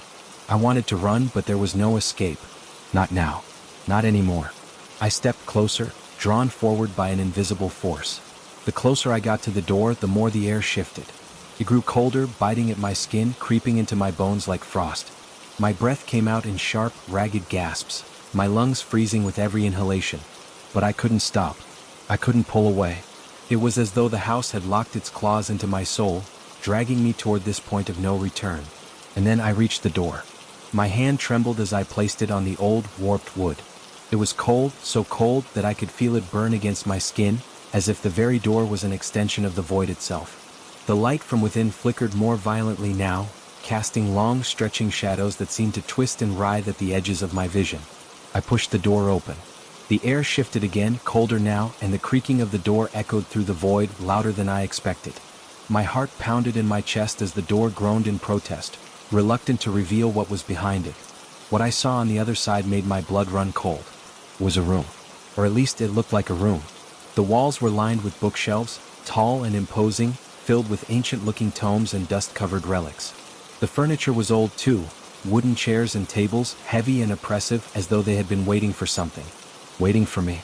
But there was something wrong with the room. The walls, they were shifting. Not physically, not in any way I could perceive with my eyes. But I felt it. It was like the room was alive, breathing, pulsing, its very existence warping in response to my presence. The air felt thick, pregnant with something ancient, something dark. And then I saw her. A figure standing in the center of the room, bathed in the flickering light. At first, I thought it was a trick of the shadows, some grotesque illusion conjured by the darkness of the house. But no, it was a woman.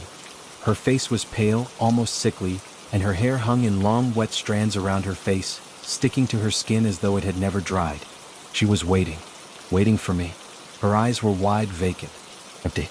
"Do you remember me?" Her voice was soft, distant, like a dream I couldn't shake. I didn't know what to say. There was something so wrong about her, about the way she stood there, still and silent, her gaze piercing through me as though she were seeing right into my soul. I didn't remember her. Not exactly. But there was something familiar about her. Something that tugged at the back of my mind, something I couldn't place. "You've always known me," she said, her voice rising in pitch, growing more frantic. "You've always been a part of this." The room seemed to shudder. The walls groaned again and the books on the shelves rattled. I took a step back, but my legs felt weak, as though they were turning to stone beneath me. I couldn't look away. I couldn't move. The figure had me in her grip, just as the house had. Just as everything had since the moment I first stepped inside. And then it happened. The ground beneath me trembled, shaking violently. The lights above flickered and dimmed, and I heard it, the whisper star. The same whisper that had haunted my dreams, that had followed me in the darkness. "Come back." It was no longer a whisper. It was a roar, a command. The very walls of the room seemed to close in on me, and I could feel something pulling at my chest, my heart. The air thickened again, heavier than ever, suffocating me. The figure stepped forward, her pale hand outstretched, and I could see now, the shadow in her eyes wasn't just darkness. It was something else. Something ancient. Something that had been waiting. I reached out, trembling, knowing that I had no choice. That whatever was happening had already begun. And then everything went black. I woke up with a jolt, gasping for breath as if I had been underwater for far too long. The darkness was suffocating, but this time it wasn't the kind of deep void I had felt when stepping through the door. This was different. It wasn't cold or oppressive. It felt familiar. The weight on my chest, the rapid pounding of my heart. It was all real. I was alive. But where was I? I blinked, trying to clear the fuzziness from my vision. My head ached. My limbs felt heavy, as though I had been dragged for miles. But when I tried to sit up, the movement felt wrong. My body wasn't responding the way it should. I looked around, my eyes slowly adjusting to the dim light. The room was still dark, but there was a faint glow coming from the far corner. For a moment, I thought I was dreaming again, that I had never truly left the other place, but something inside me told me this was different. This was real. Or at least as real as the house could allow. I was lying on the floor. No bed. No comfort. Just the hard, cold wood beneath me, groaning with every shift of my body. The walls felt different too, older, more oppressive. The house wasn't just alive, it was changing. It was like it was trying to draw me back in, to pull me deeper into its web, but I refused to let it. I tried to push myself up, but the effort felt like wading through quicksand.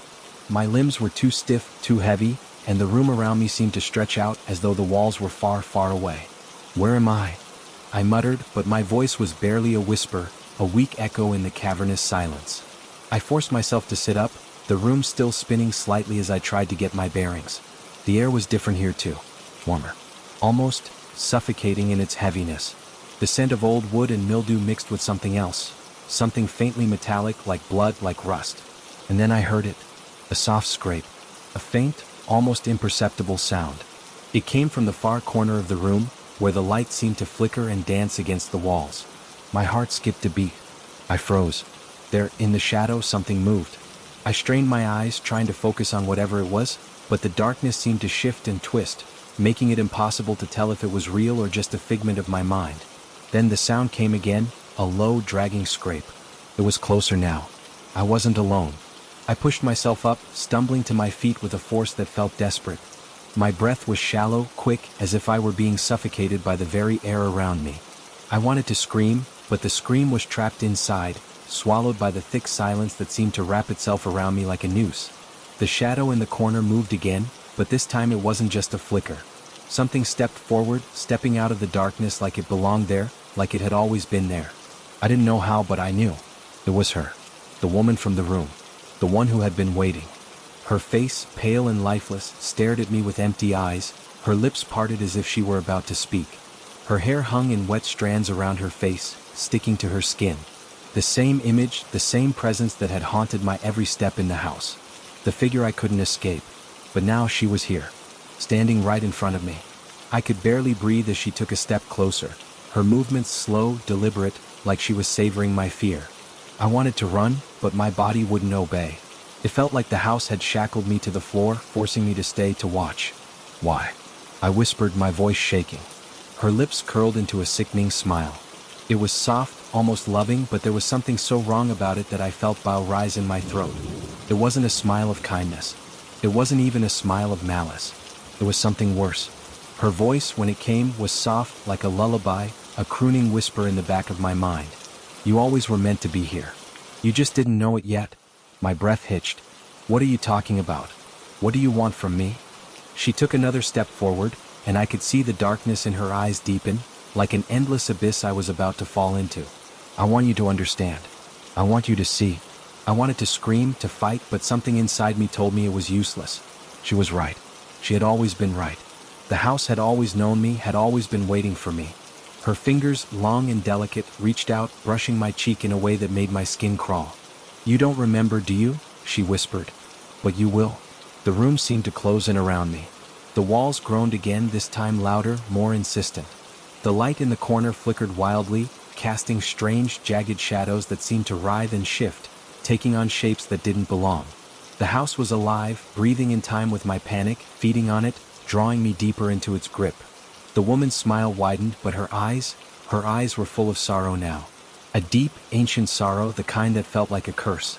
And then, before I could react, she reached for me. Her hand closed around my wrist, icy cold, sending a shock through my entire body. I gasped as the room spun around me, and the world seemed to tilt on its axis. My vision blurred, and the house, the thing that had been waiting for me, seemed to pulse with an energy that was both terrifying and mesmerizing. "You're part of me now," she whispered. "Part of the house. Part of everything." And in that moment I understood. I wasn't just a victim. I wasn't just some unlucky tenant. I had always been part of the house. Part of the curse. And now there was no escaping. But I had to try. I closed my eyes and pulled away, forcing myself to break free of her grip. For a split second, I felt the air around me shift, like the house itself was hesitating, unsure whether to hold me or let me go. I wasn't sure if it was the woman's influence or my own desperation, but I managed to take a step back. I ran. The door behind me burst open as if the house had allowed me to pass, but as I reached the threshold, I heard her voice again. "You'll come back. You always do." The room behind me closed in, its shadows swallowing everything I had just seen. I stumbled into the hallway, my breath ragged, my body shaking, but I knew something now. I knew the house would never let me go. I thought I had escaped. But as I stumbled through the hallway, the sensation of the house's grip still clung to me like a cold, suffocating fog. The walls whispered, the floorboards groaned, the air itself seemed to tremble with a pulse that mirrored my own frantic heartbeat. Every step I took felt heavier than the last. The house wasn't letting me leave. Not really. I burst through the front door into the night air, gasping as the cool breeze hit my face.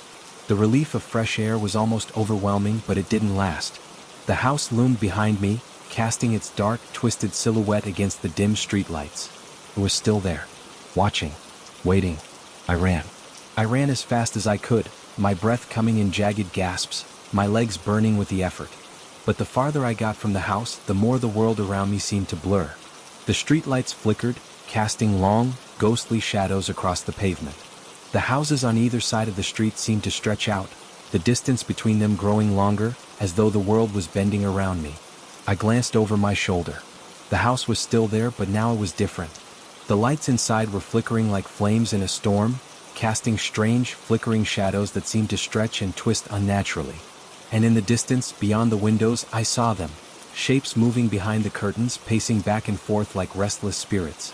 I stumbled to a stop, my heart hammering in my chest, my breath coming in short, desperate gasps. I was outside. I was free. But the house wasn't finished with me. I felt a chill crawl up my spine, like fingers brushing against my skin. The whispers were back, louder now, echoing through my mind, through the air. They were calling my name. It was a soft, insistent sound, like a song I couldn't escape. "Come back." I clutched my head, pressing my hands against my ears as if I could block out the sound. But it was inside me now, crawling under my skin, rooting itself deep in my mind. The house's voice, the woman's voice, all of them together, pulling at me, pulling me back. I had to fight it. I couldn't go back. I wouldn't. But then something changed. The ground beneath me shifted, and the air around me grew still, like the entire world had stopped moving. The streetlights flickered, and the sound of my own breath seemed to fade away. I looked around, frantic, trying to understand what was happening. The world around me was twisting, bending.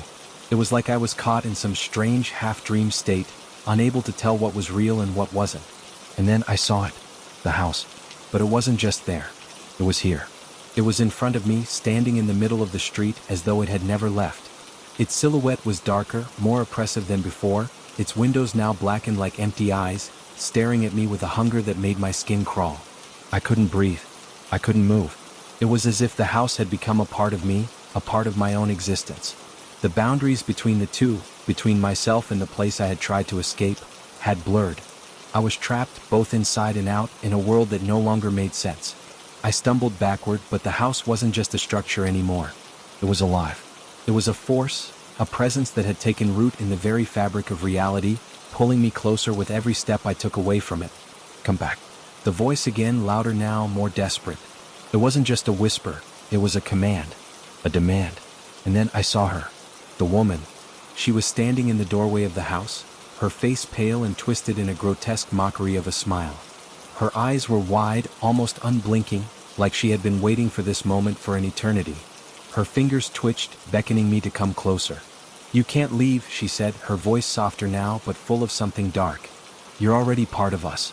I tried to turn and run, but my body wouldn't obey. My legs felt like stone, frozen in place, unwilling to move. The ground beneath me seemed to shift, to undulate, as if the very earth itself was swallowing me whole. And then the air changed. It wasn't just cold anymore. It was freezing, like the chill of death itself, seeping into my bones, turning me numb. My breath came out in sharp, ragged gasps, and I felt the weight of the house, the weight of everything that had happened, pressing down on me. The door to the house creaked open, and the woman stepped out into the night. Her footsteps were slow, deliberate, echoing in the stillness like a death march. With each step, the world seemed to tilt further into darkness, the shadows lengthening, the air thickening. I wanted to scream. I wanted to run. But I was paralyzed, unable to move, unable to escape. The woman reached out a hand toward me, her fingers cold and skeletal. Her smile stretched wider, and in that moment I knew that it was too late. The house had won. It always had. "I've been waiting," she whispered, her voice now a low, guttural growl. "We've been waiting." And then, in one horrifying instant, I was back inside.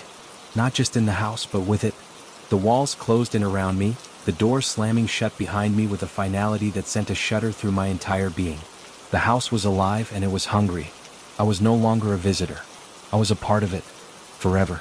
And as I stood there, caught between the whispers, the shadows, and the cold embrace of the house, I realized the truth. There was no escaping. There was no leaving. There was only the house. And the house would never let me go. The house was alive. The thought settled over me like a shroud, suffocating and undeniable. I could feel it now, in every creaking floorboard, in every groan of the walls, in the thick, suffocating air that clung to my skin. It wasn't just a building, it was a living thing, breathing, watching, feeding on the fear that churned inside me. And I had become part of it. I didn't know how much time had passed since I first stepped inside, but I had stopped counting the days. Time had no meaning here. I wasn't sure if I was awake or dreaming anymore. The world outside seemed distant, unreachable, like it had faded into some other plane of existence. The house had trapped me, but it wasn't just a physical cage, it was a prison for my mind, my soul. Everywhere I turned, the shadows seemed to whisper my name, as if the very air had become charged with some malevolent energy, calling me deeper into the house's embrace. I tried to leave once. Maybe it was desperation, maybe it was a final attempt at escape, but when I reached the door, I felt it, the tug, the pull that kept me from stepping outside. It was like the house itself had wrapped its fingers around my ribs, holding me tight, reminding me that there was no leaving. I turned away from the door, my body betraying me, and walked back into the depths of the house. The air felt thick with expectation, as if everything in this place had been waiting for me to accept my fate. And then I saw her again. She was standing at the top of the stairs, her pale figure bathed in the dim, flickering light. Her eyes were empty, lifeless, but there was a strange knowing in them. A kind of satisfaction, like she had won some long-fought battle. Her mouth curved into that sickening smile, and I knew what was coming. "You didn't think it was over, did you?" Her voice was soft, like the rustling of dead leaves in the wind. "You've always been part of this place. You've always belonged here." I opened my mouth to protest, but no words came. It was as if the house had stolen my voice, as if it had stolen everything. My mind, my thoughts, they were all slipping away from me, melting into the walls, into the shadows. She stepped closer, her feet gliding silently across the floor. Her presence was suffocating, her every movement deliberate, slow, like she was savoring the moment. "You felt it, haven't you?" she whispered, her breath cold against my ear. "The house has a hunger for souls. And you've given yours willingly. Without even knowing it." I shuddered, my legs buckling beneath me as the weight of her words sank in. The house hadn't just been a place I had moved into. It was a force that had drawn me in, that had marked me from the moment I stepped through the door. I hadn't chosen this, but somehow, I had always been meant to be here. To be part of the house's dark, twisted existence. Her fingers brushed against my cheek, icy cold, and I couldn't pull away.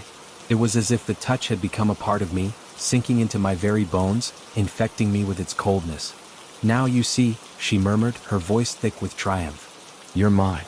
And I could feel it now, deep in my chest, the dark pulse of the house beating in time with my own heart. It had taken me. It had claimed me.